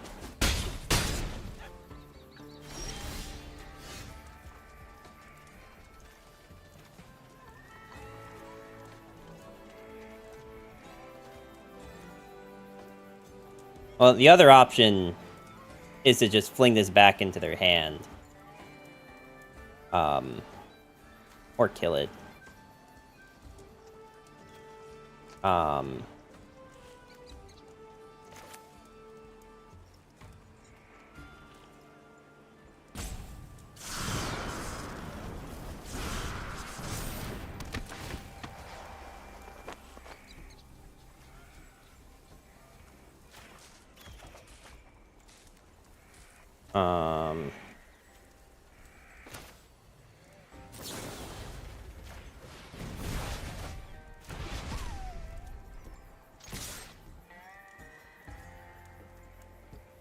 Oh, I don't actually have lethal.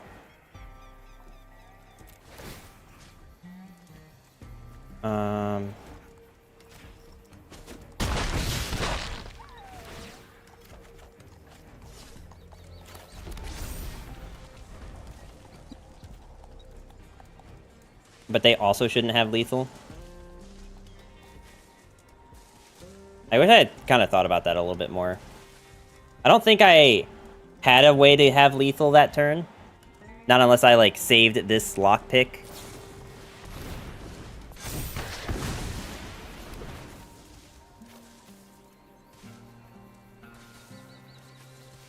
So they technically could have lethal here.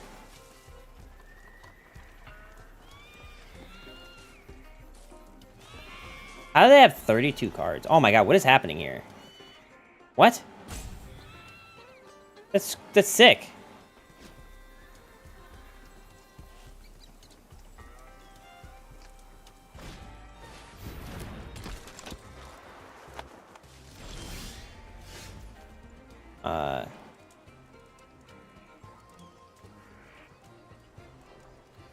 Okay, so this is 4.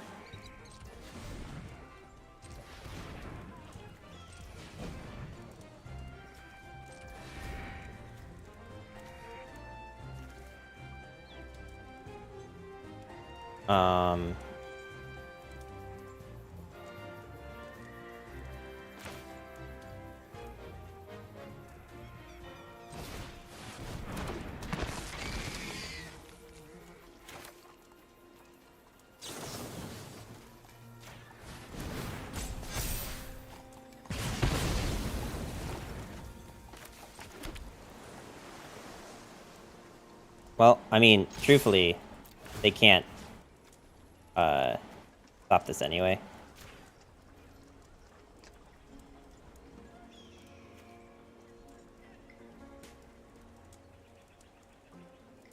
And also, this can't be blocked, because I targeted something. Sick. Okay.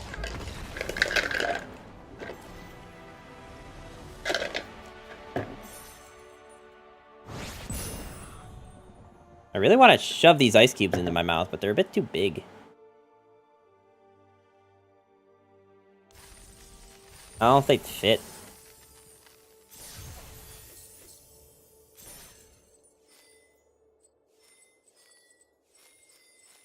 Alright, let me grab some more water real quick. And then we'll do the next one.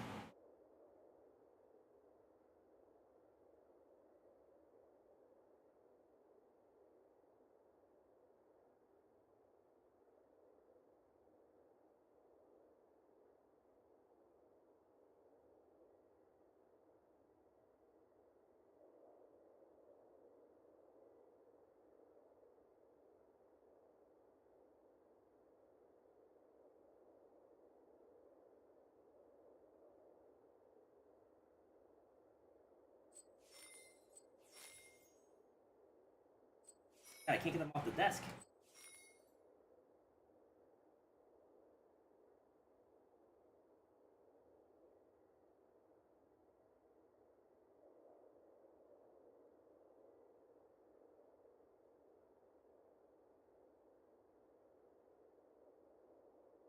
Okay. Now here we go.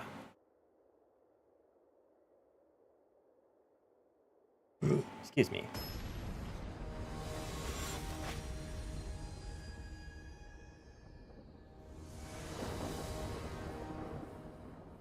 We're going first with 2 lands again.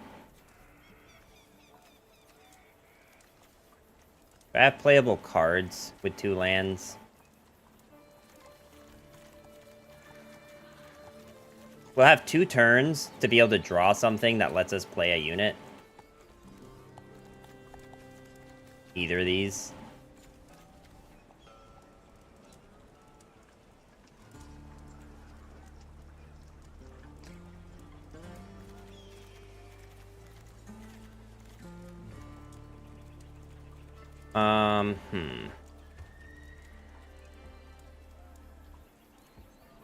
Oh, it just seems like 2 mana is pretty bad, but the rest of these cards seem okay if I can get a 3rd mana, which I don't have super high odds of, but sure, let's just be optimistic here. We have 1 of each, which is good. 1 of each is actually really good for us. And we have 2 turns to find another mana.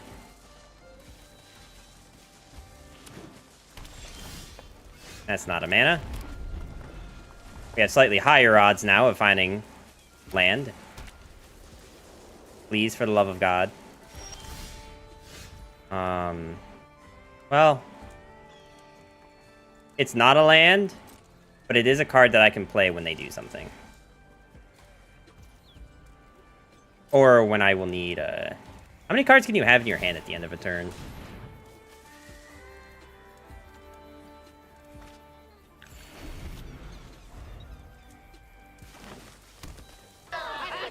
Reed with the raid. Thank you so much. Welcome, welcome. Were you, are you still playing, Backpack Battles? I think I saw you were playing it earlier today. How's that going?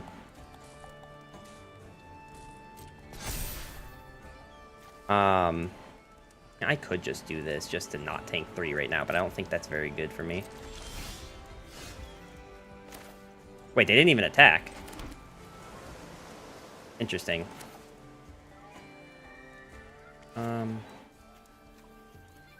You know what? We need to put something that actually is threatening on the board. Yeah, welcome, Raiders. I'm a... Hello, sir. We played a little bit of Backpack and then switched to some Slay the Spire today. Oh, really? What'd you think of Slay the Spire? Have you played much? First time playing it? Okay, first time playing it. What'd you think? How are you? I'm doing all right. I mean, I'll say that if you played Slay the Spire and liked it, I think you would like Magic.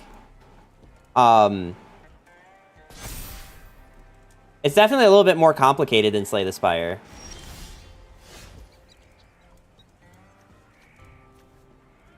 But not in, like, a bad way.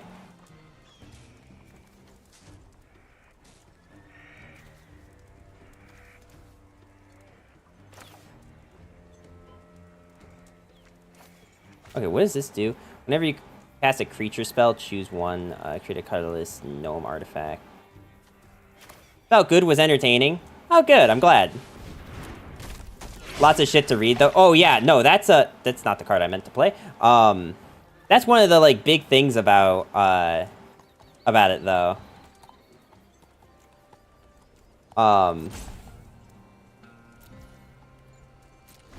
Is, like, the nice thing about a game like Slay the Spire is that you can take your time and read because it's, like, your opponent's a robot. So kind of like Backpack Battles. You have all the time in the world to make your decisions.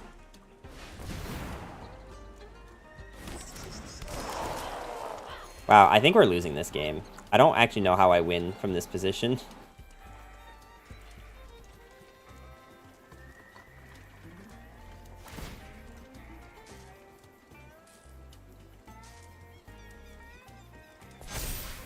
Yeah, the jump to that game was a no-brainer. Yeah. No, I'm glad, though. I like Slay the Spire. I'm not very good at Slay the Spire, but I like it a lot. They're not attacking with anything, which is worrying me. And I'm not drawing any more lands, which is concerning. Okay, so this is what I meant to play last turn. Because this will also let me keep failed fording.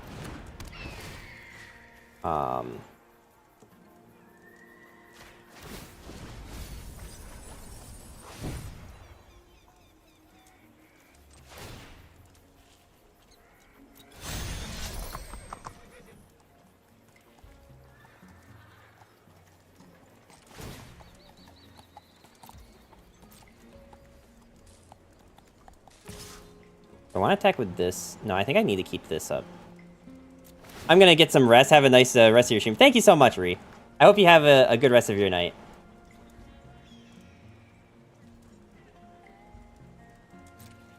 And thank you for the raid again. I do appreciate it.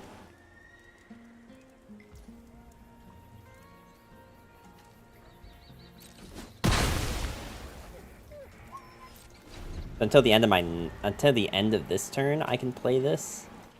I really hope I get.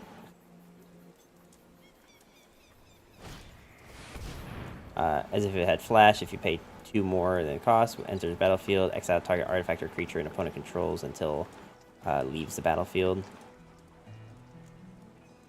Well,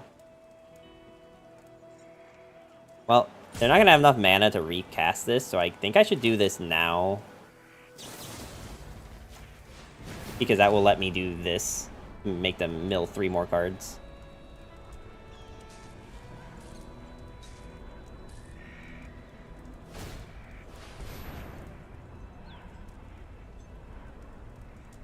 Okay.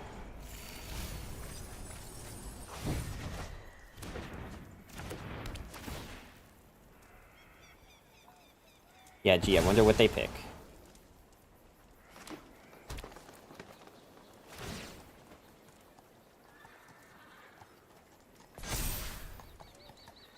We really need to get, I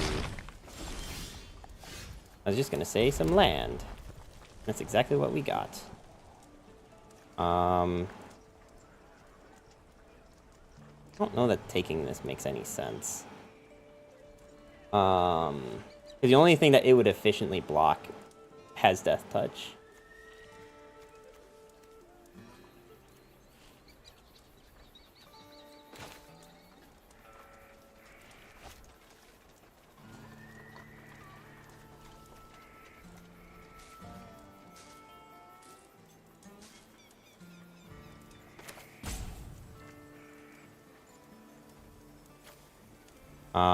I just need, like, good blockers at this point.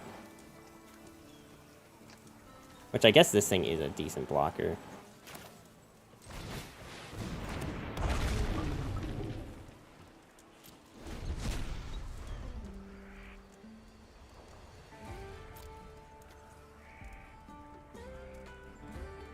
I don't think I have any way to get rid of an enchantment. An opponent has 5 mana and we have 4. Which is kind of sad. If I had, like, a little bit more mana, we'd be in a really good spot, but they keep getting cards that let them handle that.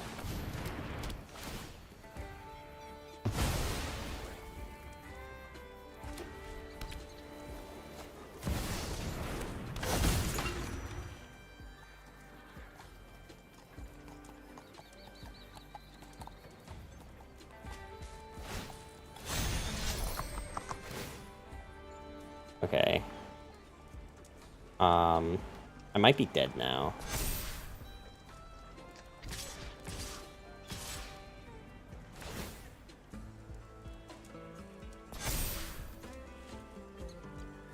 Well, I'm taking how much? I'm taking 8 damage, which puts me on a 2-turn timer.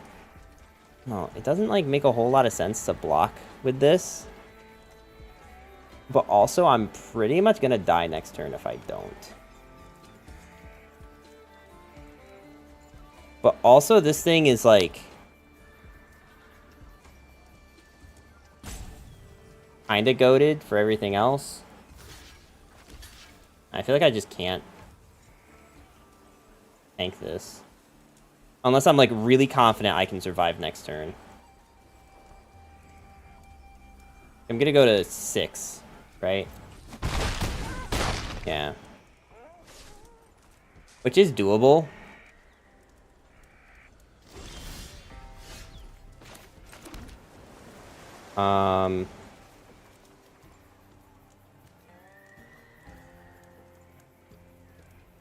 I think I am in pretty desperate need for card draw.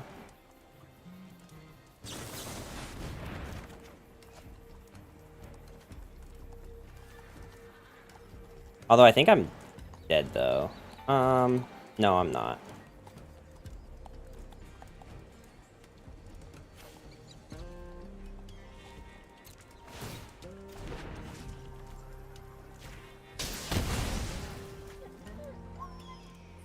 So I just can't attack with this thing.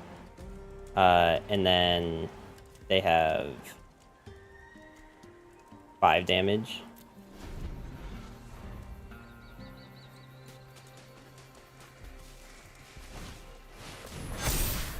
Oh, sick. Okay, well. Well, okay. I guess we just lose anyway.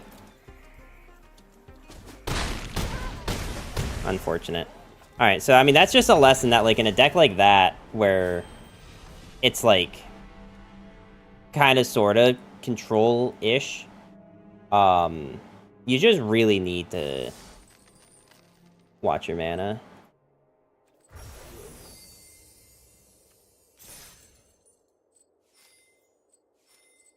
Alright, well, we're gonna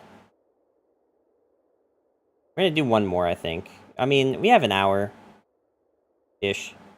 Yeah, we'll do one more.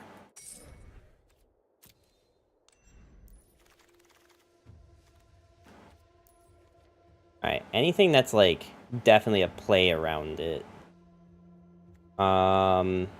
At the beginning of your upkeep, choose one at random. Create a red and white creature token with those characteristics. Interesting, but this is this white-red? I can't tell with the stupid, like... stupid symbol. 3/1 human with trample and haste. 2/1 cleric with lifelink and haste. 1/2 rogue with haste, and when this creature enters the battlefield, deal 1 damage to any target.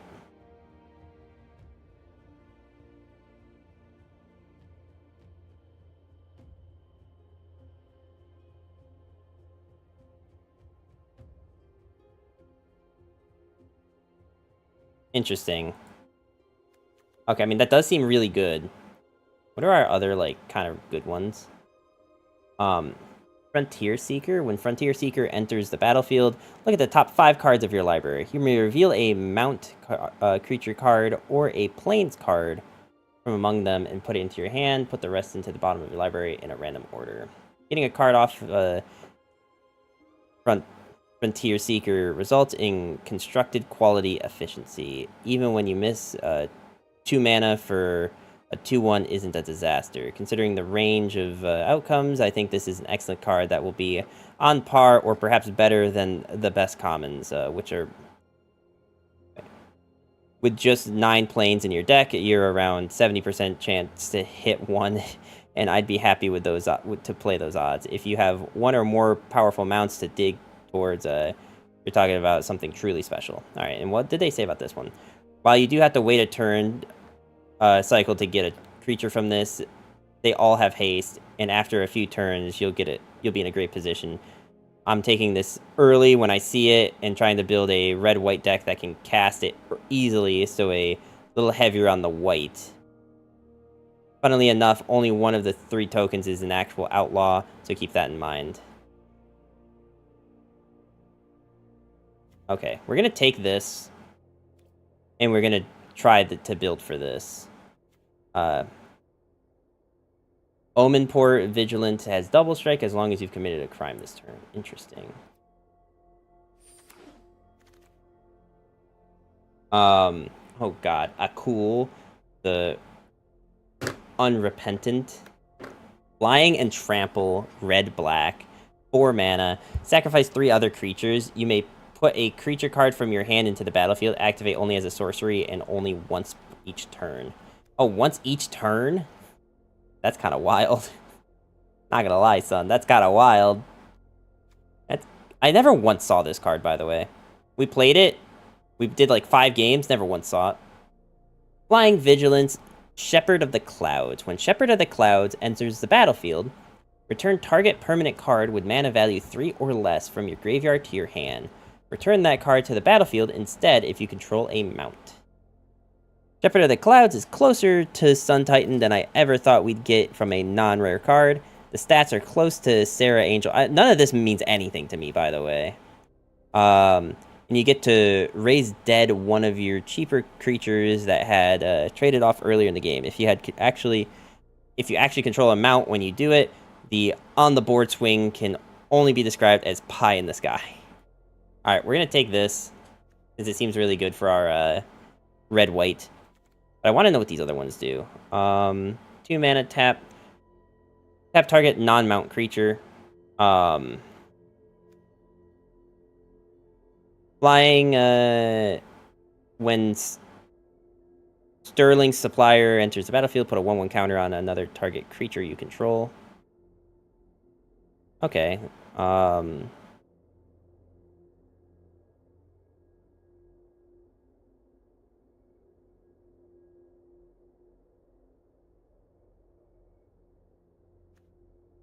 Whenever you control one or more other creatures...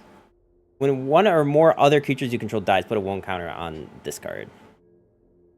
3 mana for a 3/3 with a little upside is pretty much baseline rate these days. No complaints about it. Okay.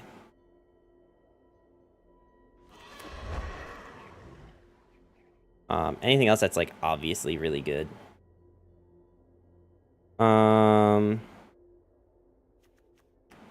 I mean, I guess this card was pretty good last time I had it, right?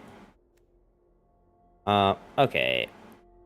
Requisition Raid, destroy target artifact, destroy target enchantment, put a 1/1 counter on each creature target player controls.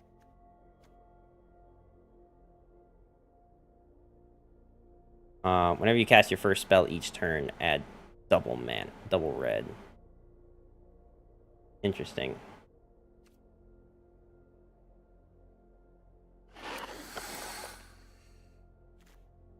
Skewer the Critics, Spectacle is, you may cast this card from its Spectacle cost rather than its mana cost if an opponent lost life this turn.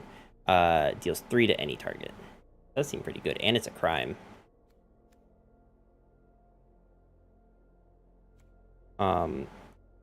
Arid Airway enters the battlefield tapped. When it enters the battlefield, return a land you control to its owner, and if was returned this way.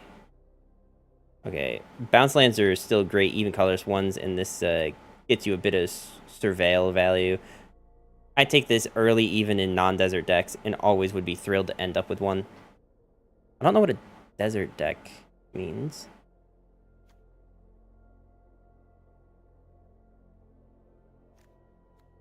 But I am trying to, like, be mana efficient in this, right?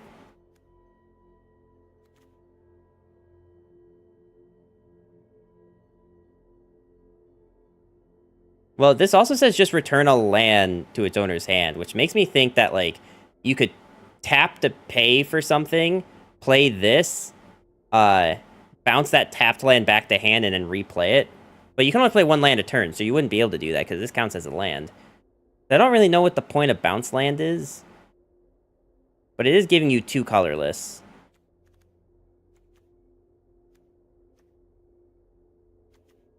Okay, let's pick that.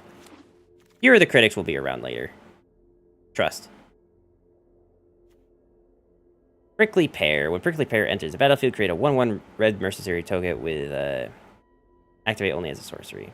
2-for-1 creatures are always great these days, and Prickly Pear is no exception. You get 2 outlaws, 3/3 worth of stats, and the 1/1 even has a useful ability.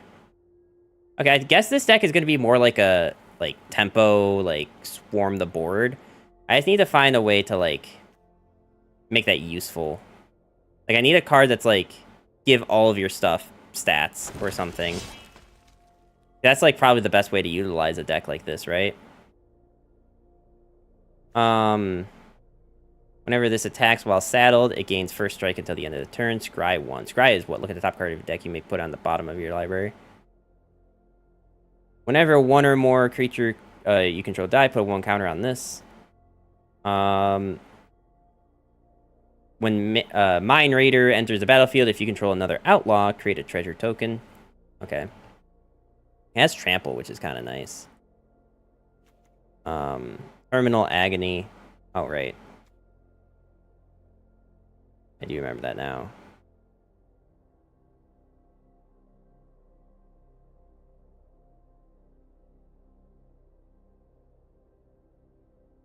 Two life helps, but I'm still mostly avoiding this one. Multicolored decks have better fixing ability options, and this will die sometimes when you really need to stick around. Okay. I'm kind of more inclined to take one of these.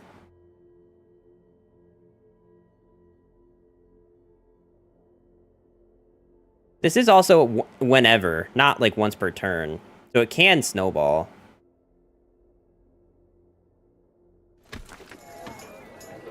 Especially since we have a bunch of like cards that just create more tokens. We can just keep making this thing get bigger and bigger. Ward 1, Armored Armadillo gets X plus X. X is its toughness. Okay, interesting. Do I have any ways to give things increased stats? So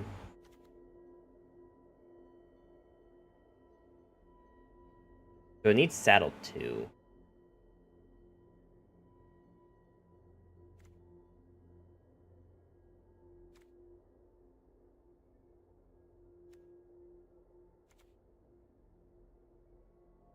I guess I like that this is a creature with ward. It's a type of card that typically gets deprioritized. It's not aggressive, not synergistic, and doesn't fit in your dream curve outs. All that said, the stats are great, and this Armadillo is very pushed. Every deck needs cheap creatures, and I'll be very happy to play Armadillo as a defensive play that maintains or increases its value in the late game.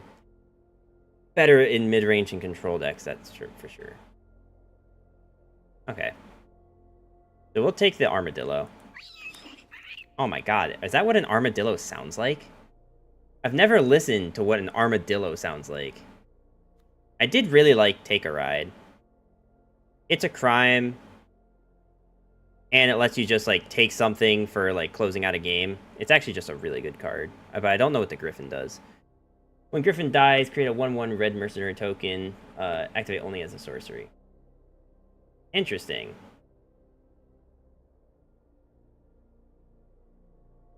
I think this will be around later.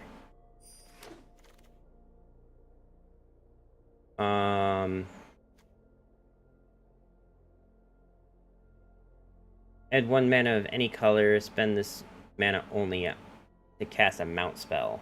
I don't like that. Get the top card of your library. If it's a mount card, you may reveal and put it into your hand. If you don't put it into your hand, you may put it on the bottom of your library. That land is really good. This thing, Bucolic Ranch. It's OP, really? So it lets you add something. Add 1 mana of any color. Spend this mana only on mount spells. From a card filter. Oh, you're saying because you can pay 3 to look at the top card of your deck, If it's a mount card, you may reveal it and put it into your hand. If you don't put it into your hand, you may put it on the bottom of your library. Okay. I see what you're saying now. Is it better than taking this, though? Because the thing about the deck that we're drafting right now, you can't really see it with my face, but, like, we have, like, basically this is, like, a token creating deck. I don't know if there's any reason to have token creation in this deck. Or in this format. I don't know if there's anything that, like, gets a big benefit from it.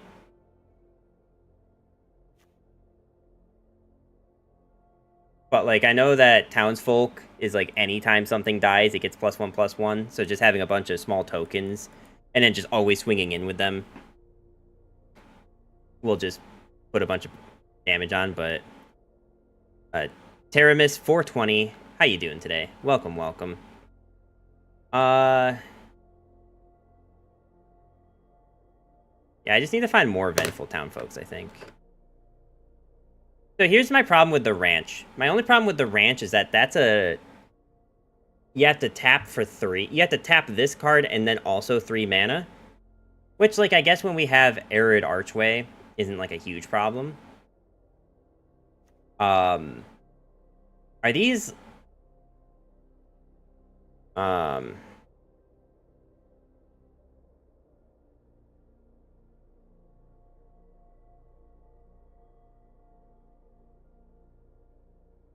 Fix your mana, ping your opponent, and commit crimes, all in one tidy package. Oh, so that counts as a crime. I didn't know that. I don't know if I have anything that needs crimes, but I should probably be taking these. I don't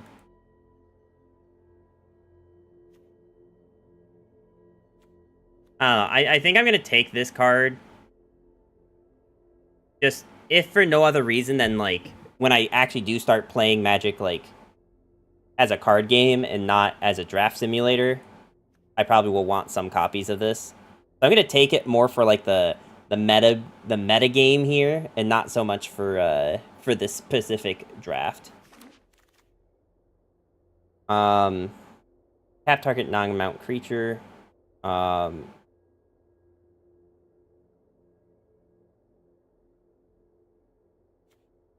I guess it's Sterling Supplier, right? Well, it's a 5 cost. I swear this is a 2. There are other 5 cost unit in this thing.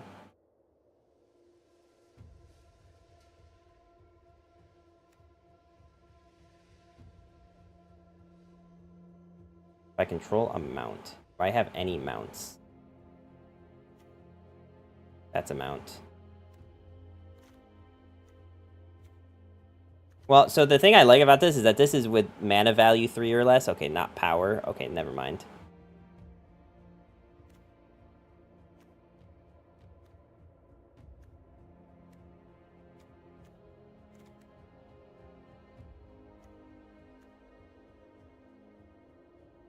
You can perma-tap your opponent's creature. Oh yeah, just with this? That's not bad. I guess I would rather have, like, fill out my mana curve a little bit more. And we already have a good 5-drop. Alright, so what is this? Destroy target artifact, destroy target enchantment, put a +1/+1 counter on each target creature. And each creature target player controls. Wait, that sounds really good, right? If I'm going for, like, a token deck that just has a bunch of creatures, then having something that gives all of my creatures +1/+1 sounds really good, right?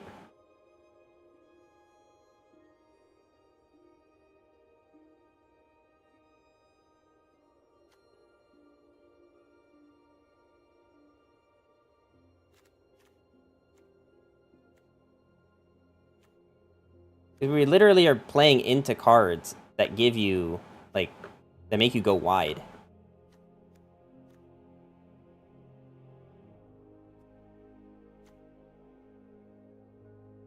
Yeah, I'm gonna pick that instead of the lands for right now.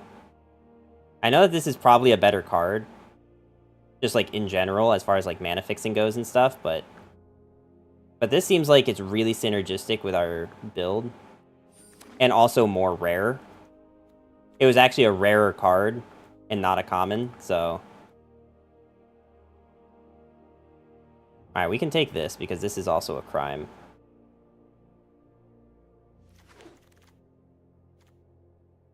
Fine. We'll take the artifact creature. Sick. I'm mountain. I'm so glad I get to draft this. Collector's Cage, Hideaway. When this permanent enters the battlefield, look at the top 5 cards of your library, exile 1 face down, then put the rest on the bottom in a random order.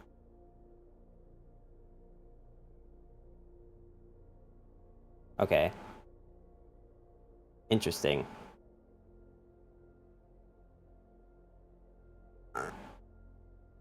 So, pay 1, tap this card, this artifact. Put a 1/1 counter on target creature you control. Then if you control 3 or more creatures with different powers, you may play the exile card without paying its mana cost. That does sound really strong. Collector's Cage is a low-cost way to continuously grow the size of your team. You can accumulate value with every turn that passes, and the fact that you can add counters at instant speed makes combat a nightmare for the opponent. That alone would be in borderline bomb range, probably earning something close to a 4. On top of that, you get Hideaway 5 with an easy to achieve mission for casting a free spell. Imagine a bomb that comes along with casting the best spell from your top 5 cards at the same time. If that's not slamming the door on the opponent, I don't know what is. Alright, we're taking that. Reanimate looks cool, though. But I think this isn't even a contest. I think this is just, like, super strong. Just... Is Hideaway, like, every turn? No, it literally says when this enters the battlefield. Okay.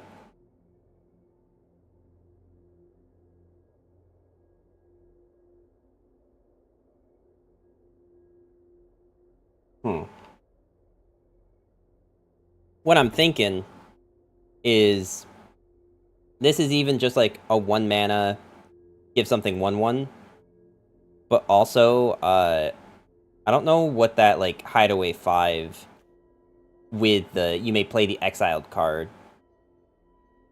Like, are there other things I can exile with that effect? Anyway, we're taking Collector's Cage.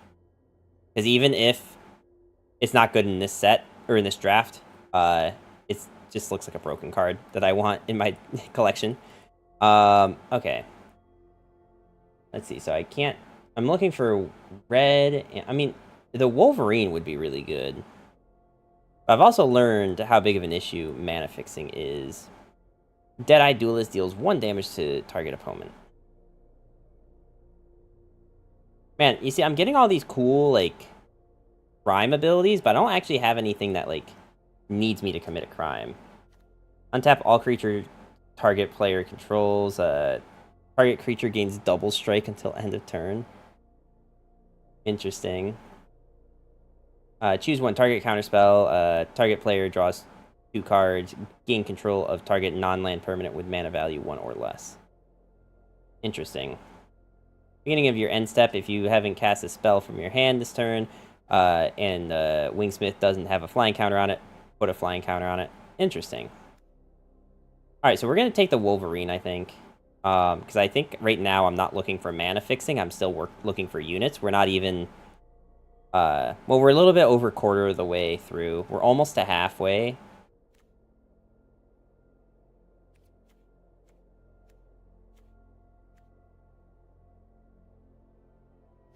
And we do have a lot of, like, cheap units.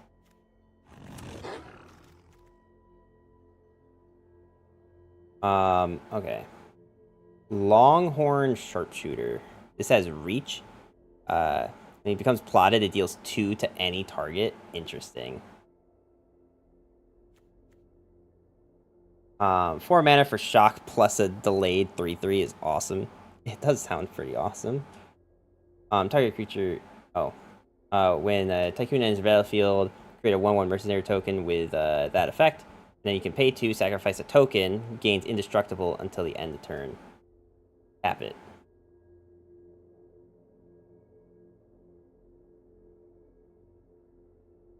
Wait, what am I tapping? Why is this good? As yet another solid card plus a token is one of those that you should take reasonably high and put it in your deck. I don't know if I want the sharpshooter. He has reach though.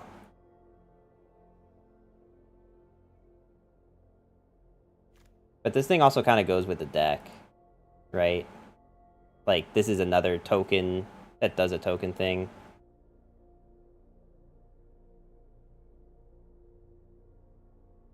But I just don't understand. So, like, it generates a token, which is really good. A 4-mana 5/3.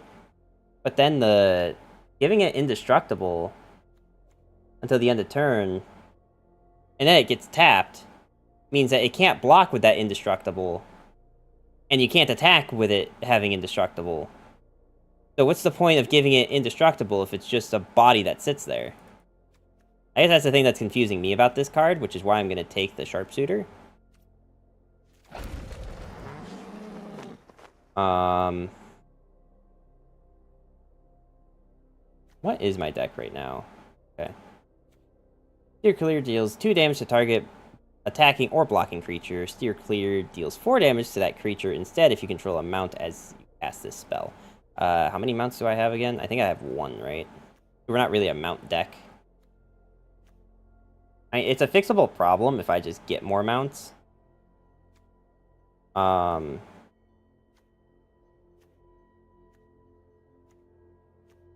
Yeah, so we have 1 mount right now.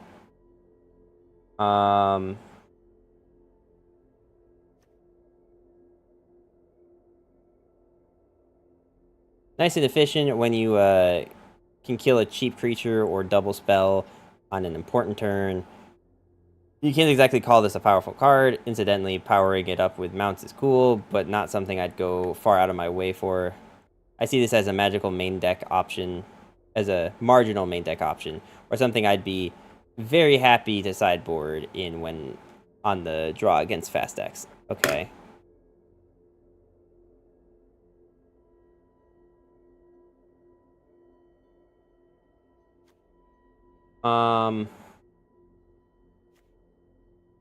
I think I like that better than a second one of these right now. Just because I don't really have removal of any kind, and it's probably better than nothing.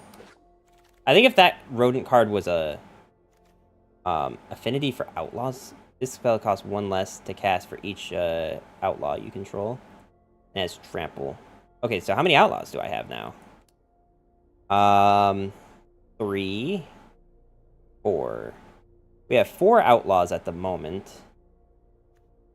And this one... Well, wait. All the things that create tokens give outlaws, don't they?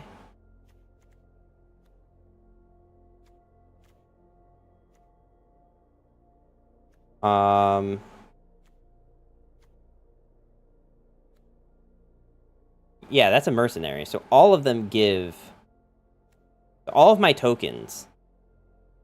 Well, okay, so this thing only has 1 token that's an outlaw. But the rest of my tokens... Which I guess I don't have as much as I thought I did.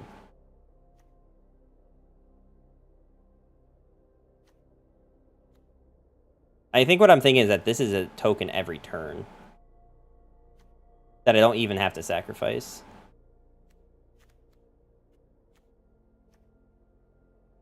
If you discard a spell or sacrifice... Okay, draw 2. Alright, we're going to take this just because even discounting it by 1 or 2 is still really good. In the heavy outlaw deck, this came down, it can come down for 2 or 3 mana, which is a fantastic deal. It won't be on turn 3, but even 1 prickly pear already does it. I like this brute. It gives my shade. Okay, yeah, we're going to take this thing. I think we can make it work. I think we can start focusing more tokens. Whenever you cast your second spell each turn, deals 2 damage. Okay. I think I'm going to have to now take the conduit pylons. Because I don't know that I really want either of these cards. Our deck is mostly creatures. So we're probably fine to take this.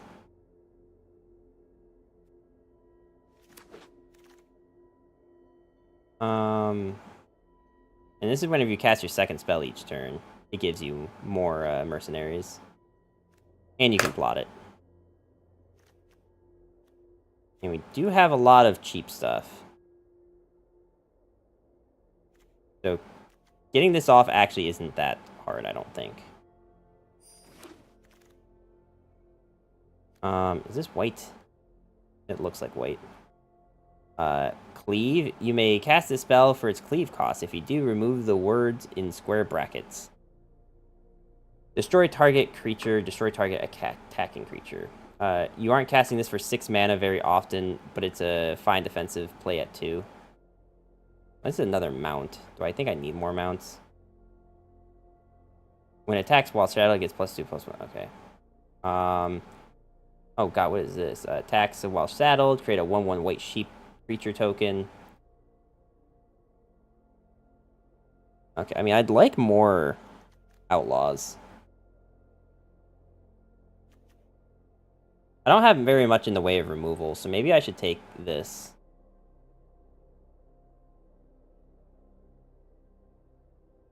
It's 2 mana, destroy an attacking creature. That is pretty good.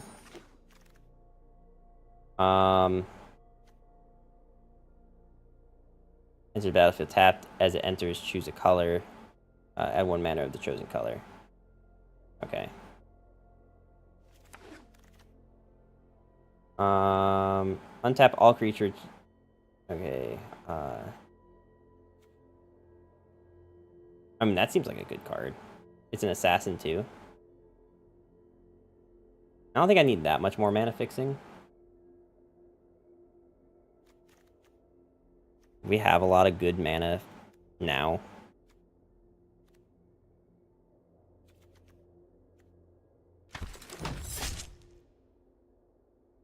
When it dies, draw a card. That is pretty good.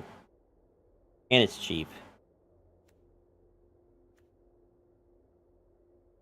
I think I just like it because it's an outlaw, not because it's, like, the better card. Alright, we're just gonna take this.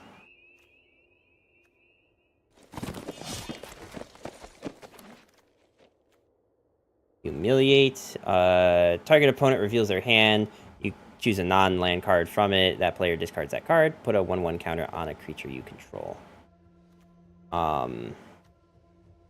Create X 1/1 mercenary creatures. Oh wait, this actually seems really good for this deck.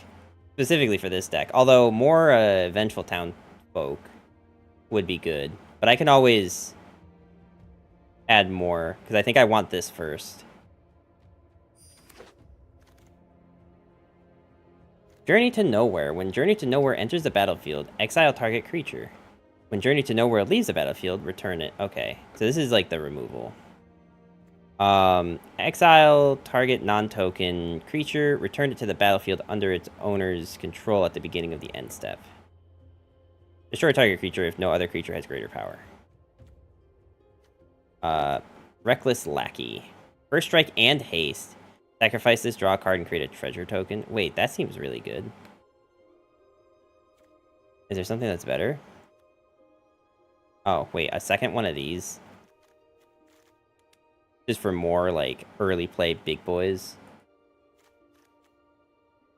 Now that I have things like Form a Posse, it actually makes a little bit of sense to take more of these Hellspur Brutes. Because now how many, we have 1, 6, 7, 8. These will also count for its own effect. So I think we're going to take that. I have some removal. I don't have a lot of removal, but I think removal is mostly going to look like board state at this point. Destroy target blocking creature. Creatures that were blocked by that creature this combat gain trample.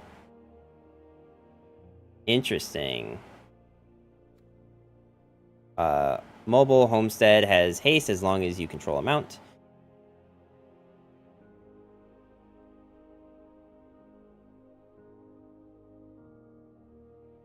So was this horse? Yeah, so that was only if you control a mount.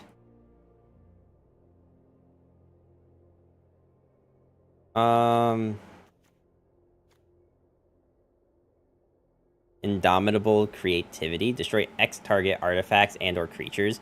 For each permanent destroyed this way, its controller reveals from the top of their library until an artifact or creature card is revealed and exiles that card. Those players put the exiled cards onto the battlefield, then shuffle.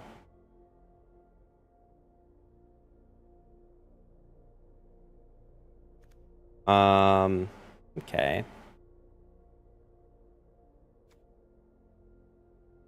Yeah, I mean, I think this is just fine to just keep taking this. It is also just, like, damage. It's reach, which is really good. An additional cost to this spell, sacrifice a creature. Fling deals damage equal to sacrifice creature's power to any target. Well, that's, like, kind of good, but also kind of not. Like, we have a lot of creatures for the sacrifice now, but we don't have a lot of, like, strong creatures for that, right? Like, a lot of our strong creatures are things that we don't necessarily want to lose. Unless we're only doing it with things that are, like, 3 costs or less. Which starts here. I guess I didn't realize that this thing with reach was a 3 cost.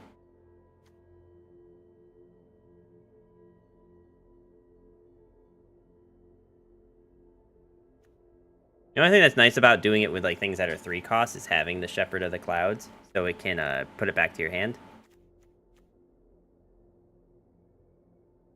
Guess I take Fling. Well, how many token generators do I have?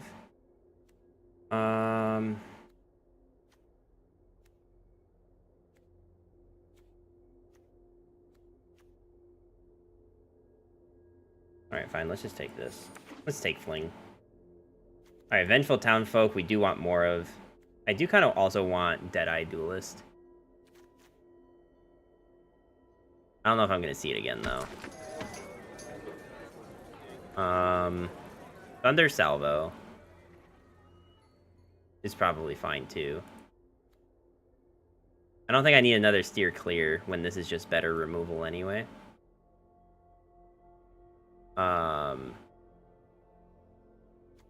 This is a Mercenary, though.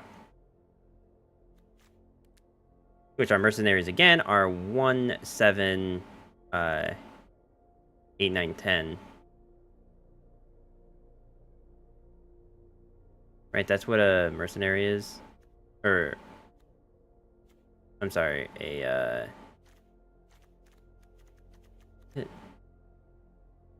Outlaw. Assassin, Mercenary, Pirate, and or Warlock. No Pirates, no Warlocks, okay.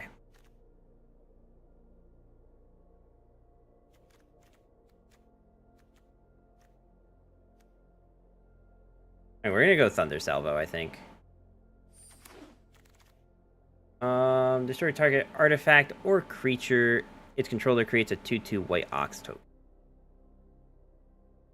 Interesting.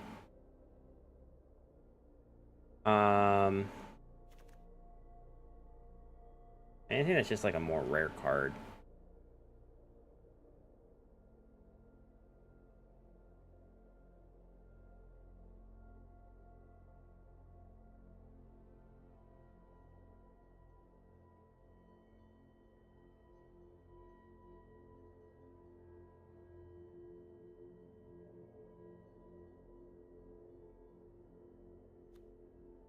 Whenever you cast a spell, each turn deals 2 damage to target player. Okay, we're gonna just take this thing, I think. I don't think either is very good, but they're playable cards, nonetheless. Haste, protection from coyotes? What does that mean? Protection from coyotes? That just mean if my opponent has a card that is labeled as a coyote, it can't do anything to this? I don't understand what that means. Genuinely. Can't be blocked at this turn except by creatures with haste. I kind of like it. At the beginning of each end step, if you haven't cast a spell from your hand this turn, and doesn't have a fly, right.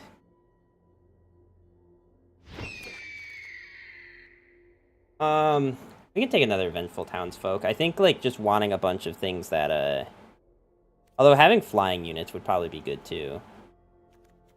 But no. We don't have any 4-drops, which might be a problem.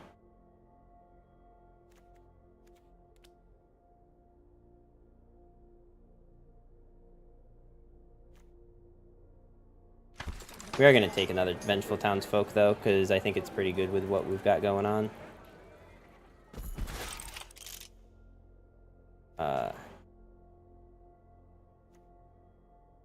Alright, fine. We'll take a 4-drop.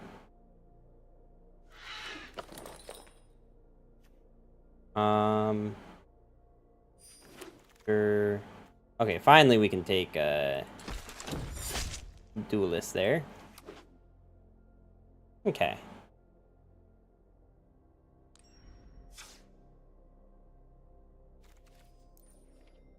Let's take out the things we obviously can't play, which actually isn't that many this time.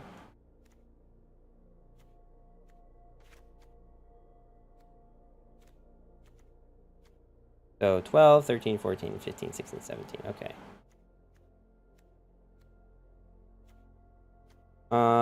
Man. We actually got like a decent amount of cards that are like all good. Kind of.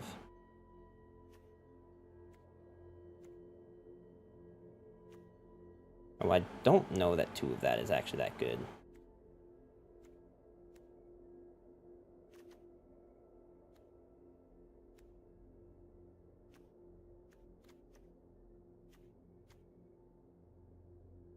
We're gonna get rid of this. I don't think that's super good. This is red or black. Enters the battlefield tapped. Enters battlefield. Return a land you control to its owner's hand.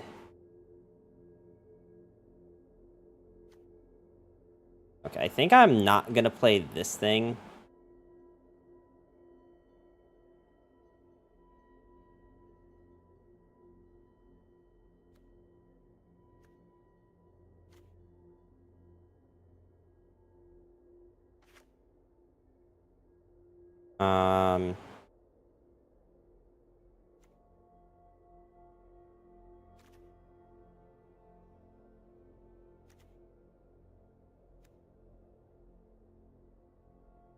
Maybe it'd be hard to get rid of 7 cards. But what doesn't really go with our strat? This doesn't really go.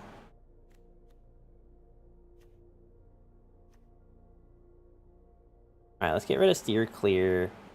And let's get rid of Armadillo.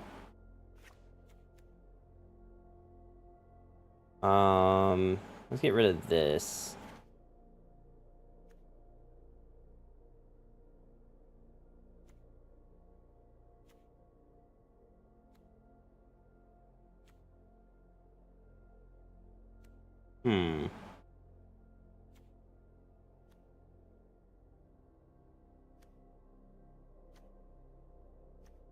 Repair.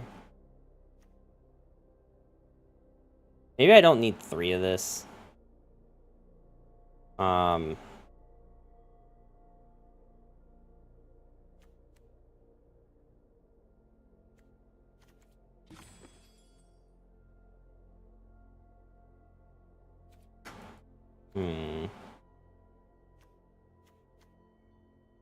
do think all of our 5-drops are really good. I don't think I can get rid of any of those.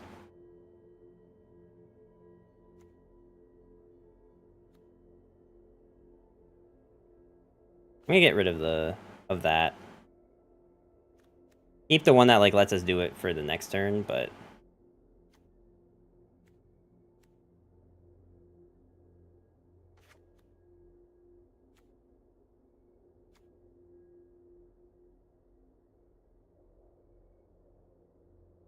I am kind of realizing that we just kind of like took that card. I don't know that it's actually that good. At the very least, it's not like a lot of synergy with everything else we got going on. me get rid of one more card.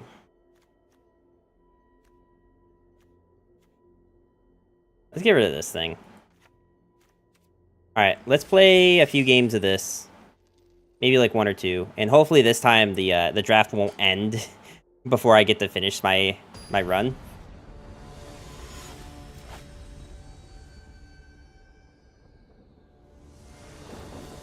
Alright,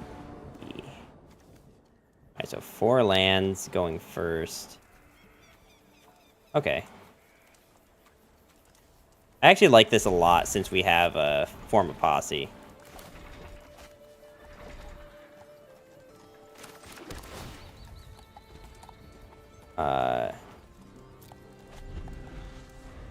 You want to keep that.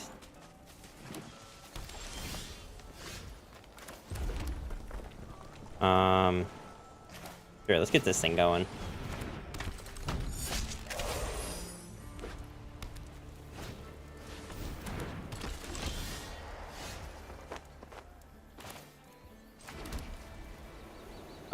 I don't want to do this quite yet.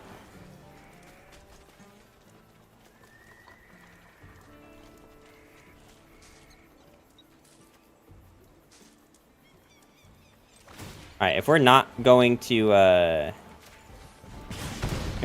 attack, we might as well just do this.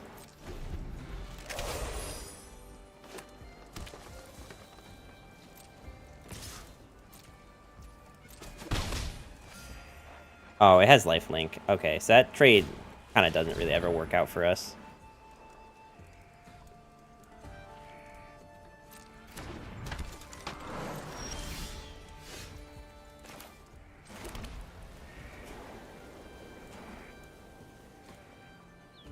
I mean, honestly, I think just having this a turn early is fine.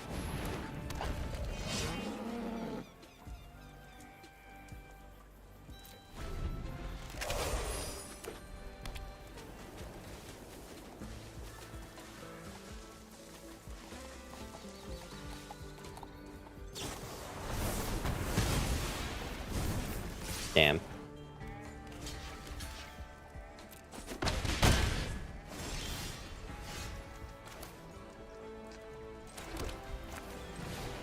We're gonna wait until a really big turn to use Form of Posse.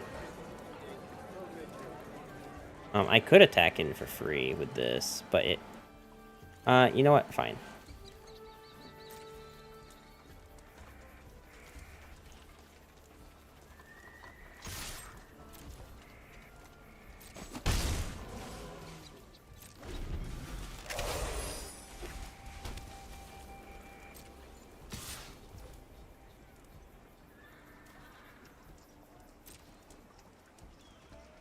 No, let's tank the 3. It sucks, but I think we'll eventually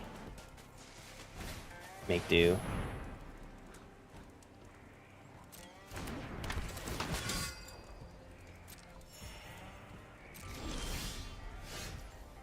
So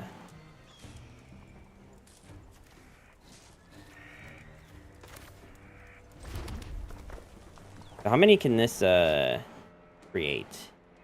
I need 2 mana, and then I have 1, 2, 3, 4. So I can make 4 1/1 tokens. And this thing have trample? It does have trample. I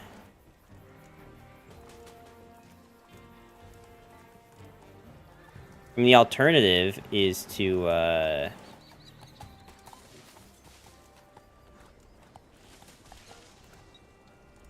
do this and get like 2, and then play this.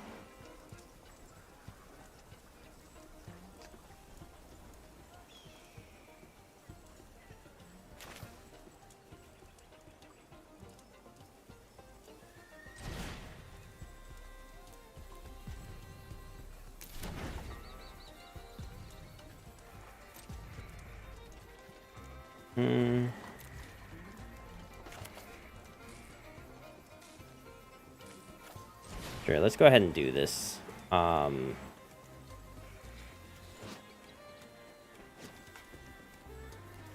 Wait, hang on. How do I do this smart?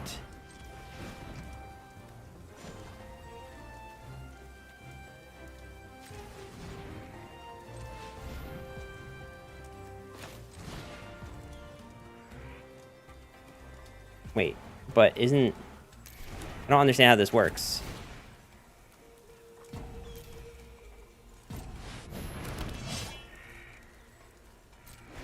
I don't understand why the autopay thing...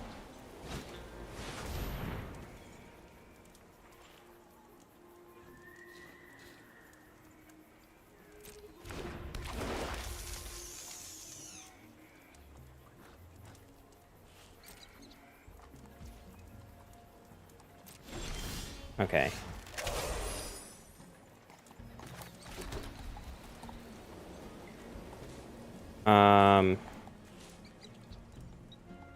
This thing also have trample? No.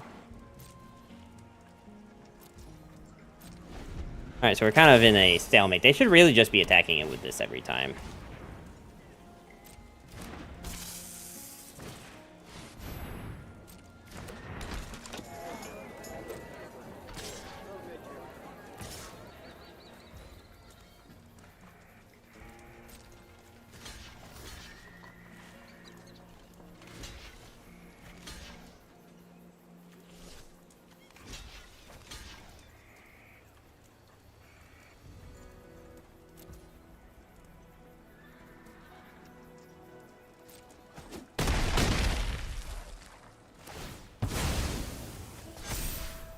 Oh, so they die at the same time, so that only counts as +1.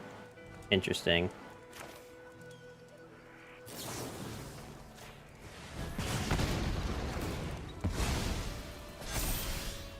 Cool. I'm really glad that I have so much land. It feels really great. Man, I love when, like, my opponent actually has, like, a bunch of units, and I just only draw land for 7 turns in a row. It's a real great feeling, let me tell you.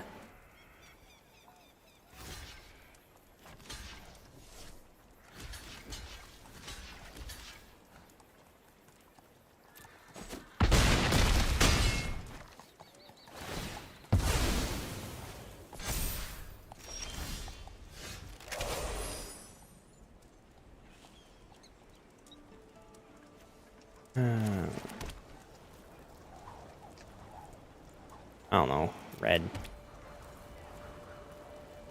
Problem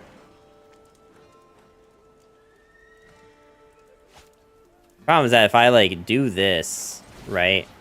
Sure, I can take this thing. And then, like, attack, but then they just tank it. And then the turn ends, and then I just lose. Man, I just love having so much mana that I don't know what to do with it. Literally don't know what to do with it. Because I can't do anything with it. Alright, anyway, if I keep going, I'm gonna tilt.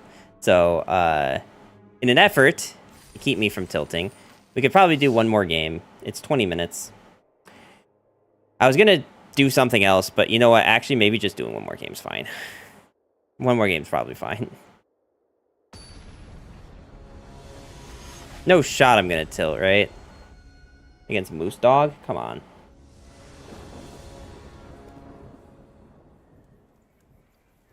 Yeah. 2 lands and we're going first. But we do have playable things. Oh no, we're going second. Okay.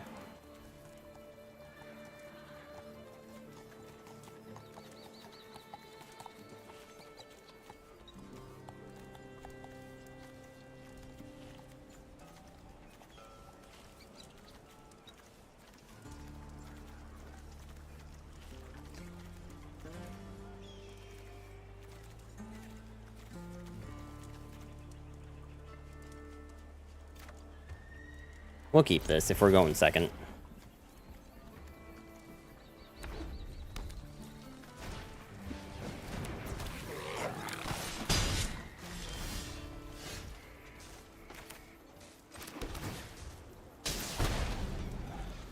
Herc, how you doing today? Welcome, welcome.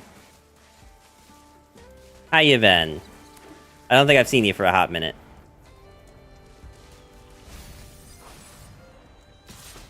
They must have a lot of land in their hand if they are making that choice.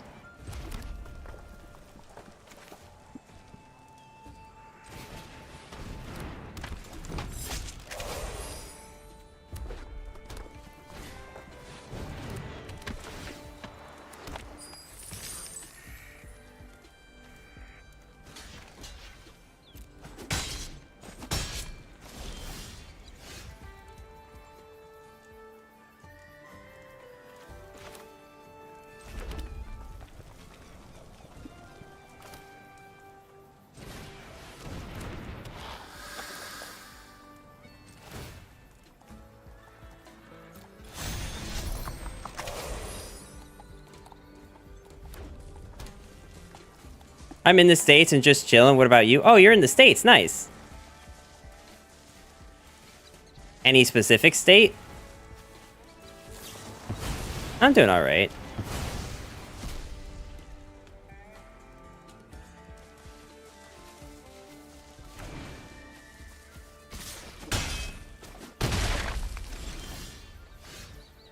Wait, but I didn't attack with that.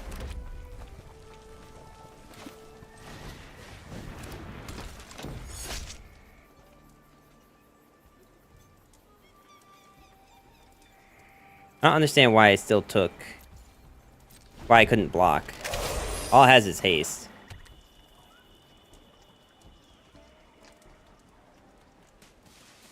I don't know what I'm missing.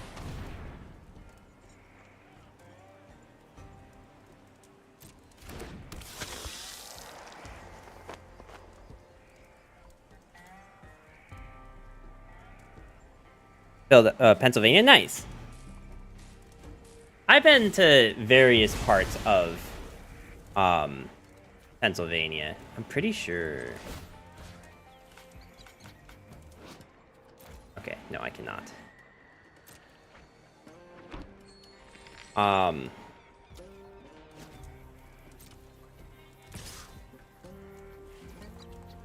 I really want to tank this 3 again? I think I have to.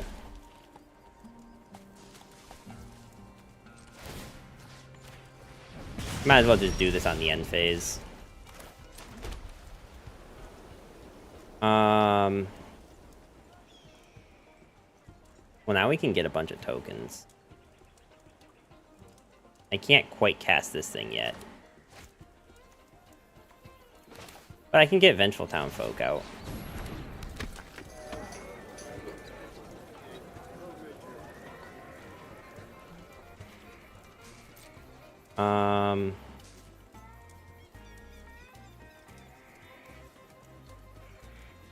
We'll attack with 1. I can keep the other one as a blocker for Hustler here.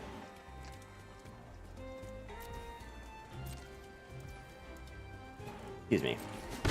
Yeah, I've been to various parts of Philadelphia. And Pittsburgh, I think? As far as Pennsylvania goes. What is this? Let me see what this card does. Man, I love not being able to play the video game. It's my favorite thing, actually. It's my favorite genre of video game, is where I get to just sit there and watch my ass get kicked.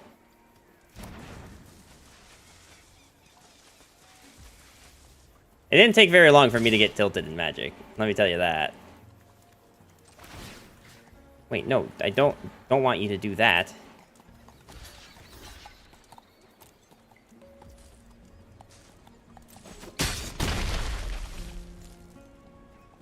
Okay, fine. I've been following a Bloomborough expansion. I don't know what that means. I haven't really been playing this game for very long. So no, I have not been keeping up on anything. You know what we're gonna do? That I kind of need to do?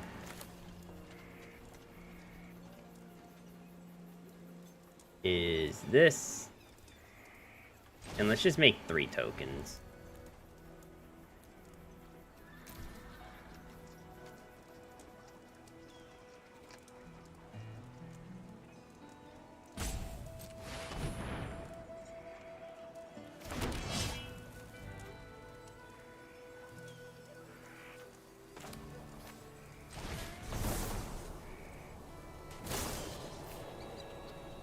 Oh, I had to pay an extra 1 for that. Okay. We can do that next turn, though. Maybe I should have just made... No, I mean, having 5 things have... I might pick up on a pre-release pack when it comes out. Nice. I mean, I've always enjoyed,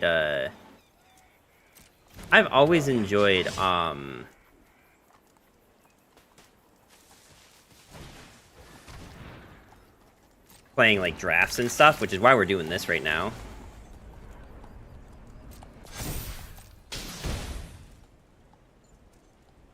have to block these now.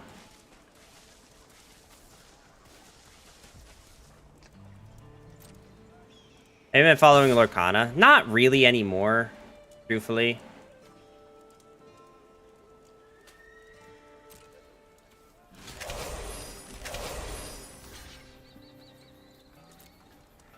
And that's not for any reason other than just, like, I don't have anyone that plays that game right now. Like, I don't know anyone that plays it right now. So, I don't really have a reason to keep up with it, if that makes sense.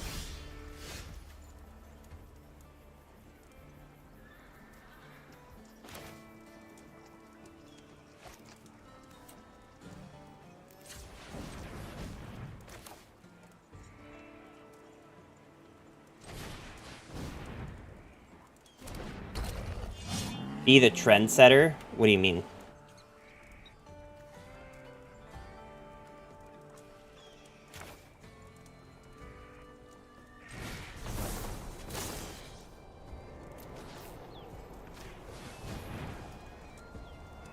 I'd play Pixelborn Connect with you if I be in computer's reach and I had a camera. Yeah, that's kind of the problem with Pixelborn right now, is that, like,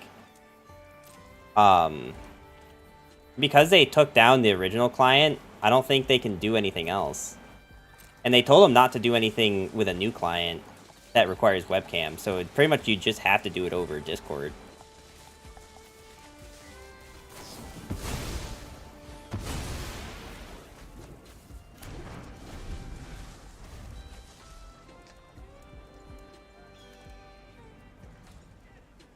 The nice thing is that we have answers for these, and we just have a beat stick.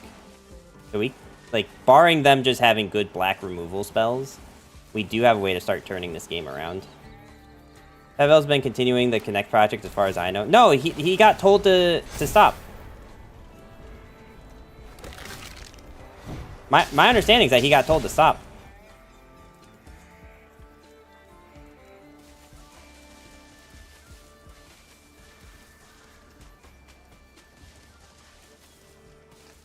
Unless, like, something changed from the last time that I heard an update.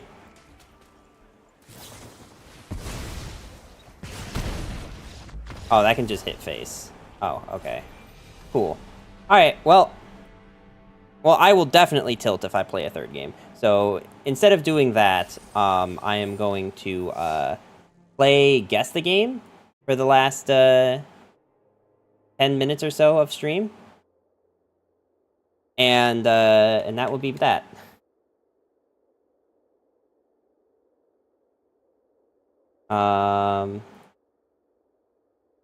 Chess? No, I don't have enough time for chess. I don't have enough time to do chess. If I had half an hour, I would do chess, but I don't. Because I don't want to stay up past my streaming time tonight.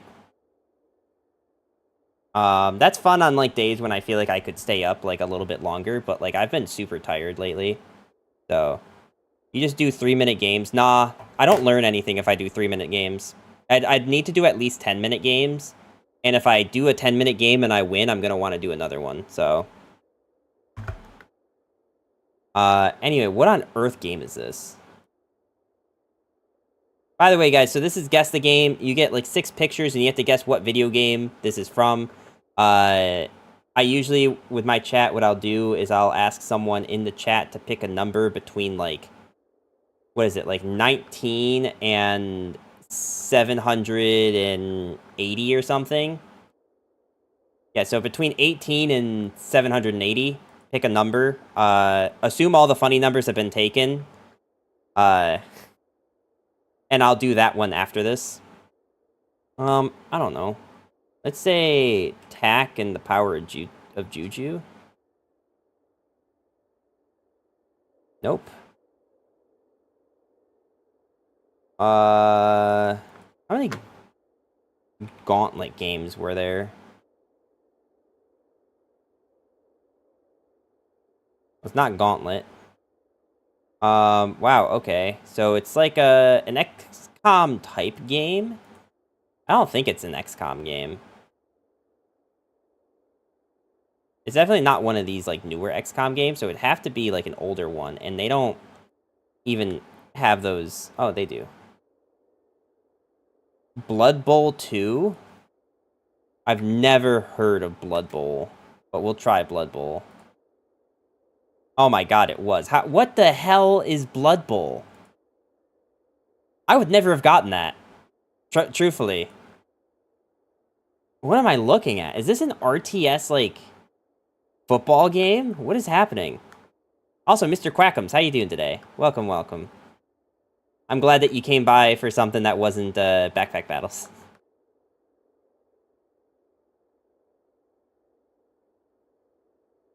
I've never seen this. It's a Warhammer football game, basically.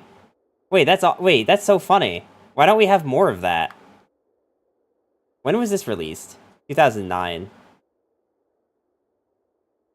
Alright, chat. I'm sorry I lied to you, by the way. It's... Oh my god, why is this ad... Do you guys see this ad?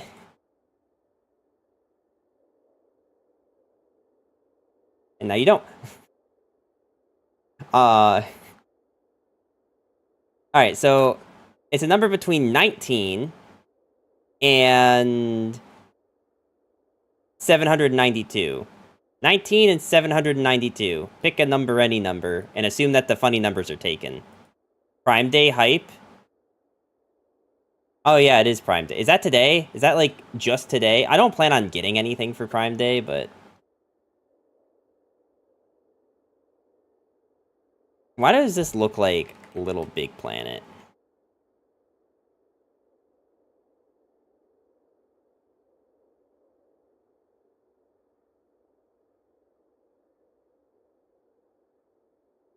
It's not. Too old for Metacritic. Golden Axe? This tree kind of looks like old school Golden Axe. It's not. This is a Metroid game. Super Metroid? Was that the one on the Super Nintendo? The JRPG? Is this not Metroid?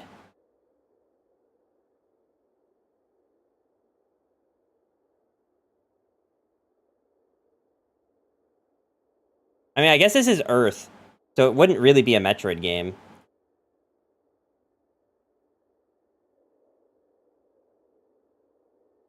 Is this a Dragon Quest game? By the way, was I even... Hold on. How in the world do you guys know these games? I didn't have a life.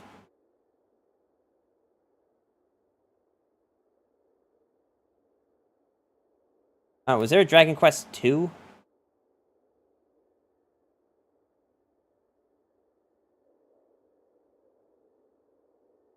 This is the problem with Dragon Quest, is that there's so many different off-brand games that, like, it's hard to just, like, guess what the game is. Is there really not a Dragon Quest 2? I'm also not convinced that it's Dragon Quest at all, because I don't think Dragon Quest is in space. And this very much looks like it's in space. But that being said, I can't think of any other JRPGs that were on the Super Nintendo.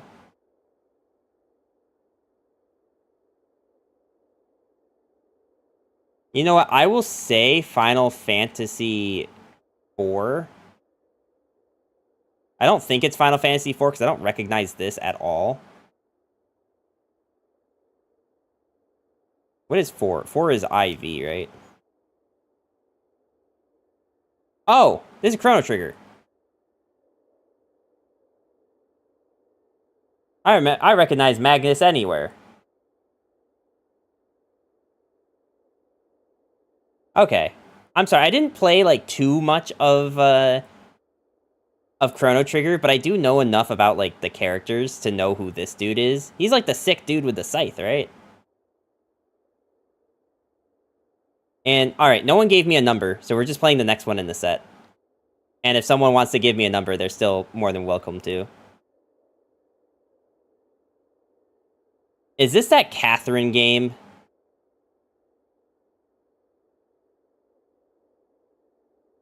It's not. What the hell? What is this? It, like, looks so familiar and not familiar at all. Reboot? No. But you and me, we know that being locked up F's you up inside. Alright. Straight and to the point. It's a fairly... It's, like, recent within the last 10 years, at least. If it's on the PC and PlayStation 4. No More Heroes wasn't... on the PlayStation, right? No More Heroes was only on the Wii. Okay, it's not cheating if I just look up a random game to see if it's if it was on a console, right? No More Heroes 3. We're gonna see, was No More Heroes 3 released on anything other than the Wii? Oh wait, this game hasn't come out yet. No, it did. It was on the PlayStation. Okay. So No More Heroes 3 definitely came out kind of recently. Persona. I'm gonna guess No More Heroes 2 first. It's not No More Heroes. Hack and slash bullet hell. I don't think you would categorize Persona as hack and slash and bullet hell. But this definitely seems like whoever was the developer of, like, El Shaddai. You know what I mean? Like, if you guys know the game El Shaddai, like, this looks like that's kind of... Like, El Shaddai, Catherine, like, those kind of, like, indie-style games from that era. This is what that seems like. I don't think it's Persona, but I couldn't tell you what it is, because, like, I have no idea.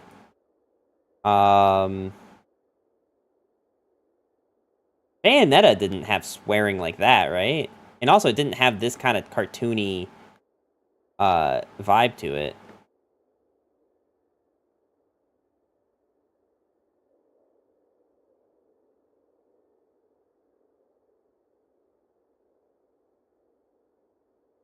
Is Persona considered a hack and slash?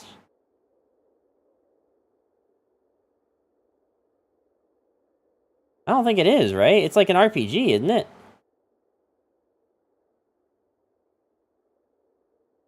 Role-playing, yeah. No. Like, because I'm thinking Persona 2 now. Like, or Persona as well. You know? Because, like, the art style, I could kind of see it, but...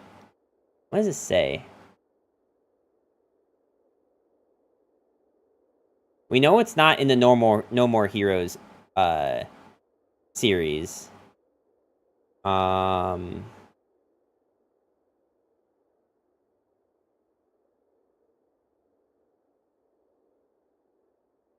just need to get to the next guess. Damn.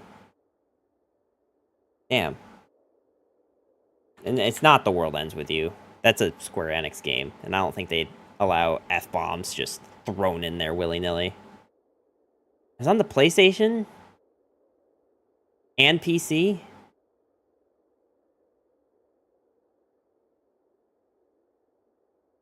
I'm gonna have to use my skip.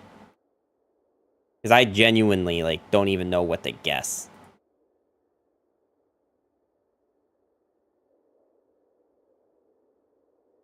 It was released in 2016. And this person looks like they're being reanimated or something by this rabbit. I have no idea. I don't recognize any of this. The Game Bakers. This doesn't look familiar to me at all. I'll give it a second to see if anyone in chat can think of what it is. Obviously, without looking it up.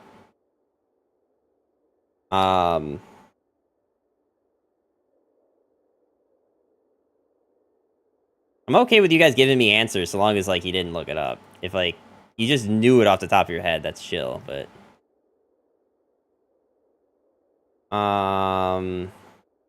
Wait. Okay, I'm waiting. What do you got?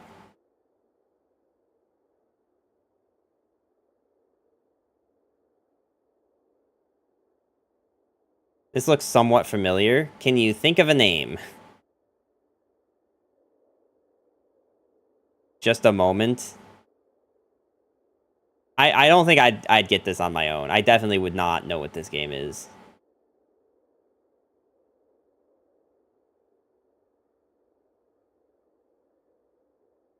And this was game 20, by the way. Isn't that wild? Like, game 20 was already, like, a obscure-ass game.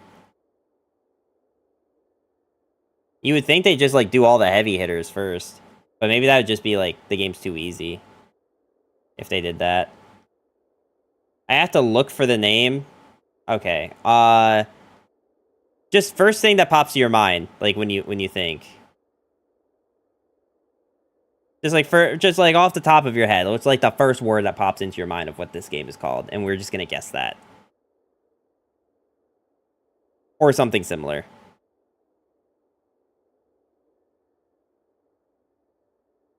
Weeb?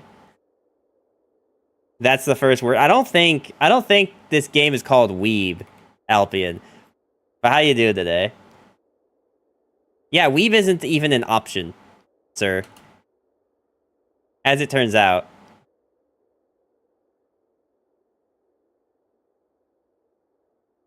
First word that comes to mind. I mean, I guess it's kind of an anime art style, right? Like, I don't know that I would have, like, initially interpreted it as anime, but I could see how someone who's not, like, familiar with this kind of, like, anime art style, or not anime, indie art style, is what I meant to say. 'Cause there's, like, a few games that were kind of like this, but let's see. Samurai Warriors Chronicle. The one which has the contemplating ending, Ninja Gaiden. It's not Ninja Gaiden. Ninja Gaiden looks way more IRL. Like, it looks way more like real life. Yaiba? I don't know what that is. Wait, what does the quick draft have to do with mulligans? It doesn't have anything to do with mulligans. I just didn't have a good title. How you doing today, Seabass? Ninja Gaiden Yaiba? I don't think it's Ninja Gaiden. Like, this doesn't look like Ninja Gaiden. I've never heard of Ninja Gaiden Yaiba. Is it, like, a drastically different game from any other one?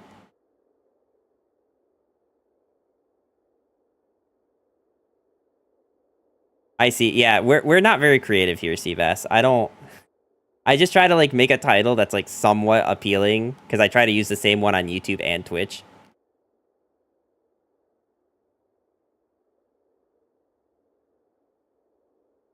Yaiba is totally different. I'll try it.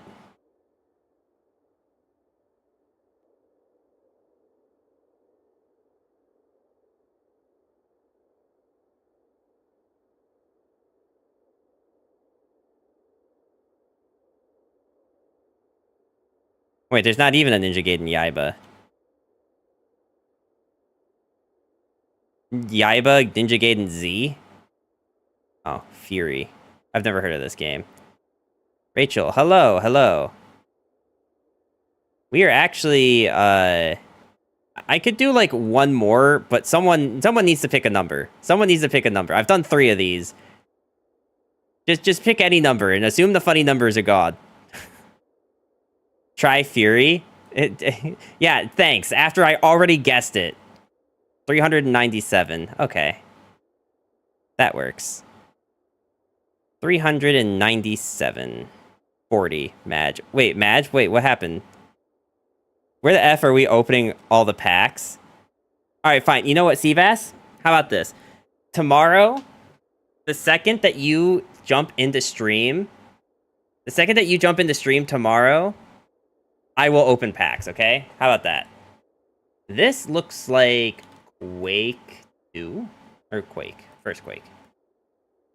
Not Quake. Okay. Sub to him and he would. Yeah, if you give me 5 gift subs right now, I'll stay up and open all my packs. How about that? No, don't you use your fancy words on me, old man. All the packs.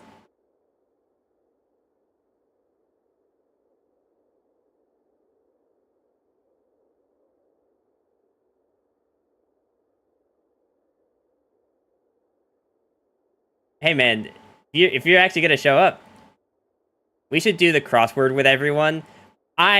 Rachel, like I'm gonna be honest with you. I am not confident enough in my own abilities in a crossword, and I don't know if Twitch chat's gonna be much help to me. I'm gonna be real with you. Nothing against Twitch chat, but it's just like a level of commitment I'm just not looking to have with my chat. They are so smart, don't bash them. I don't know. I don't know. I've seen them say some shit that really makes me question it, all right? I don't I don't know if the crossword is the level of commitment we're looking for. Oh, see, that's what did you add? Smash. Not bash us. It's like one of those things where like I could take it, but I'm not supposed to dish it out, right? What the hell game is this? Is this we're just gonna say Toon World. Did anyone play that MMO Toon World? Is it not called? No, Toon World's the freaking. No, Toon World is the Yu-Gi-Oh card. What is the game I'm thinking of? Toontown? Toontown, that's what it was. It's not Toontown. Okay. Oh, this is Tarok?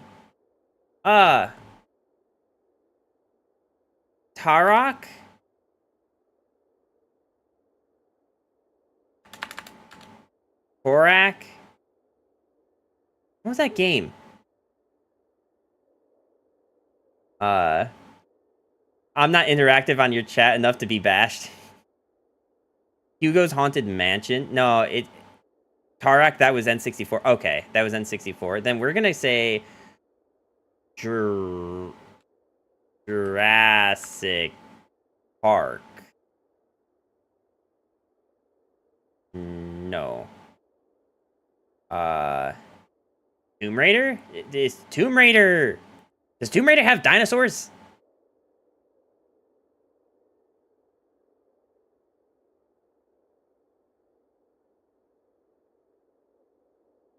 Okay, Tomb Raider has dinosaurs, apparently, chat.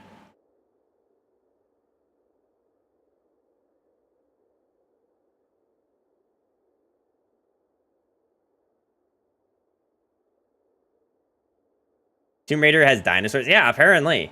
And whatever that is. Like, honestly, I'm gonna be genuine with you. I've never really been into the Tomb Raider, like, genre. So I've never actually played one of these games. I didn't realize that they actually had, like, Egyptian horrors and dinosaurs. I'm just saying the crossword is looking even more appealing now. No. Not doing the crossword with my Twitch chat. He just played him for the tits. Shut up, Alex. Alpian, shut up! I never played it, but I remember having a crush on Laura when I was, like, 5. You see, like, I don't know. I don't know that I was, like, aware in that sense enough to have those kind of feelings towards Laura Croft at that age. We all know he's an ass. Stop it. I definitely would have just played it for the tits.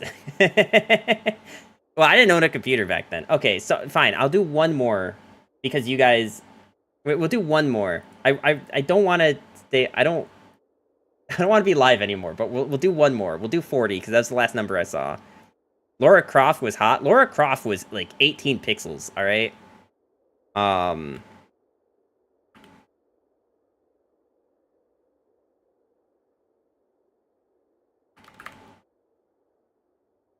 Okay, that was easy. All right, 40's done. We speed ran that shit. Angelina Jolie as Laura Croft. Okay, I mean, like, of course, if like an actress is portraying her, that's one thing. But like, when you're talking about the like 18 pixels of the hottest pixels you've ever seen, no, we're not doing more. I want to go to bed.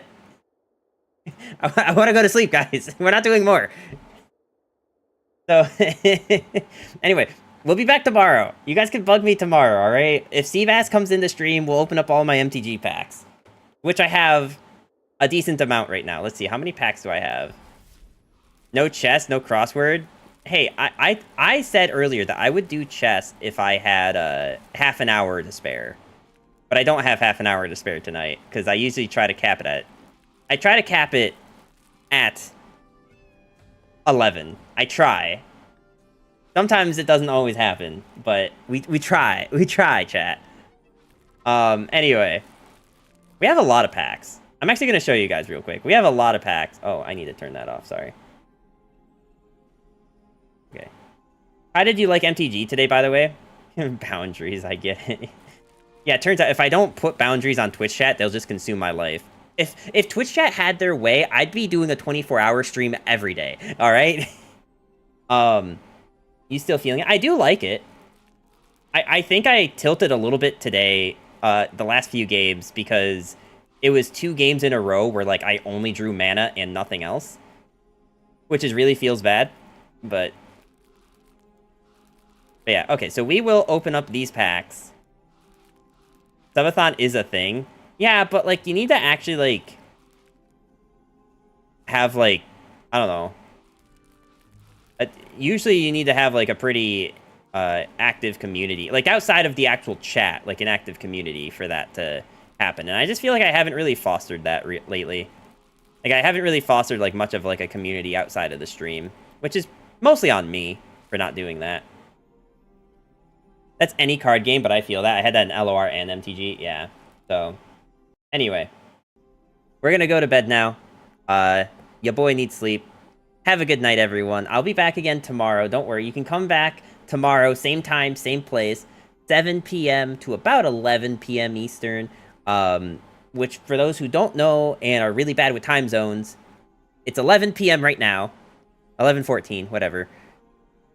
And in 4 hours ago, that's when I started stream, okay? So just think, 4 hours ago, tomorrow, that's when stream started, all right? Whatever time that ends up working out for you. 4 to 8 Pacific time. Oh, really? That's actually probably a way smarter way of phrasing it. But, like, I also have some people that like watch me from Germany, and I don't know that conversion off the top of my head. I think it's like 6 hours ahead. So shout out to the German viewers that are still here. You guys are the real MVPs. Anyway, have a good night, everyone, and I will see you guys tomorrow.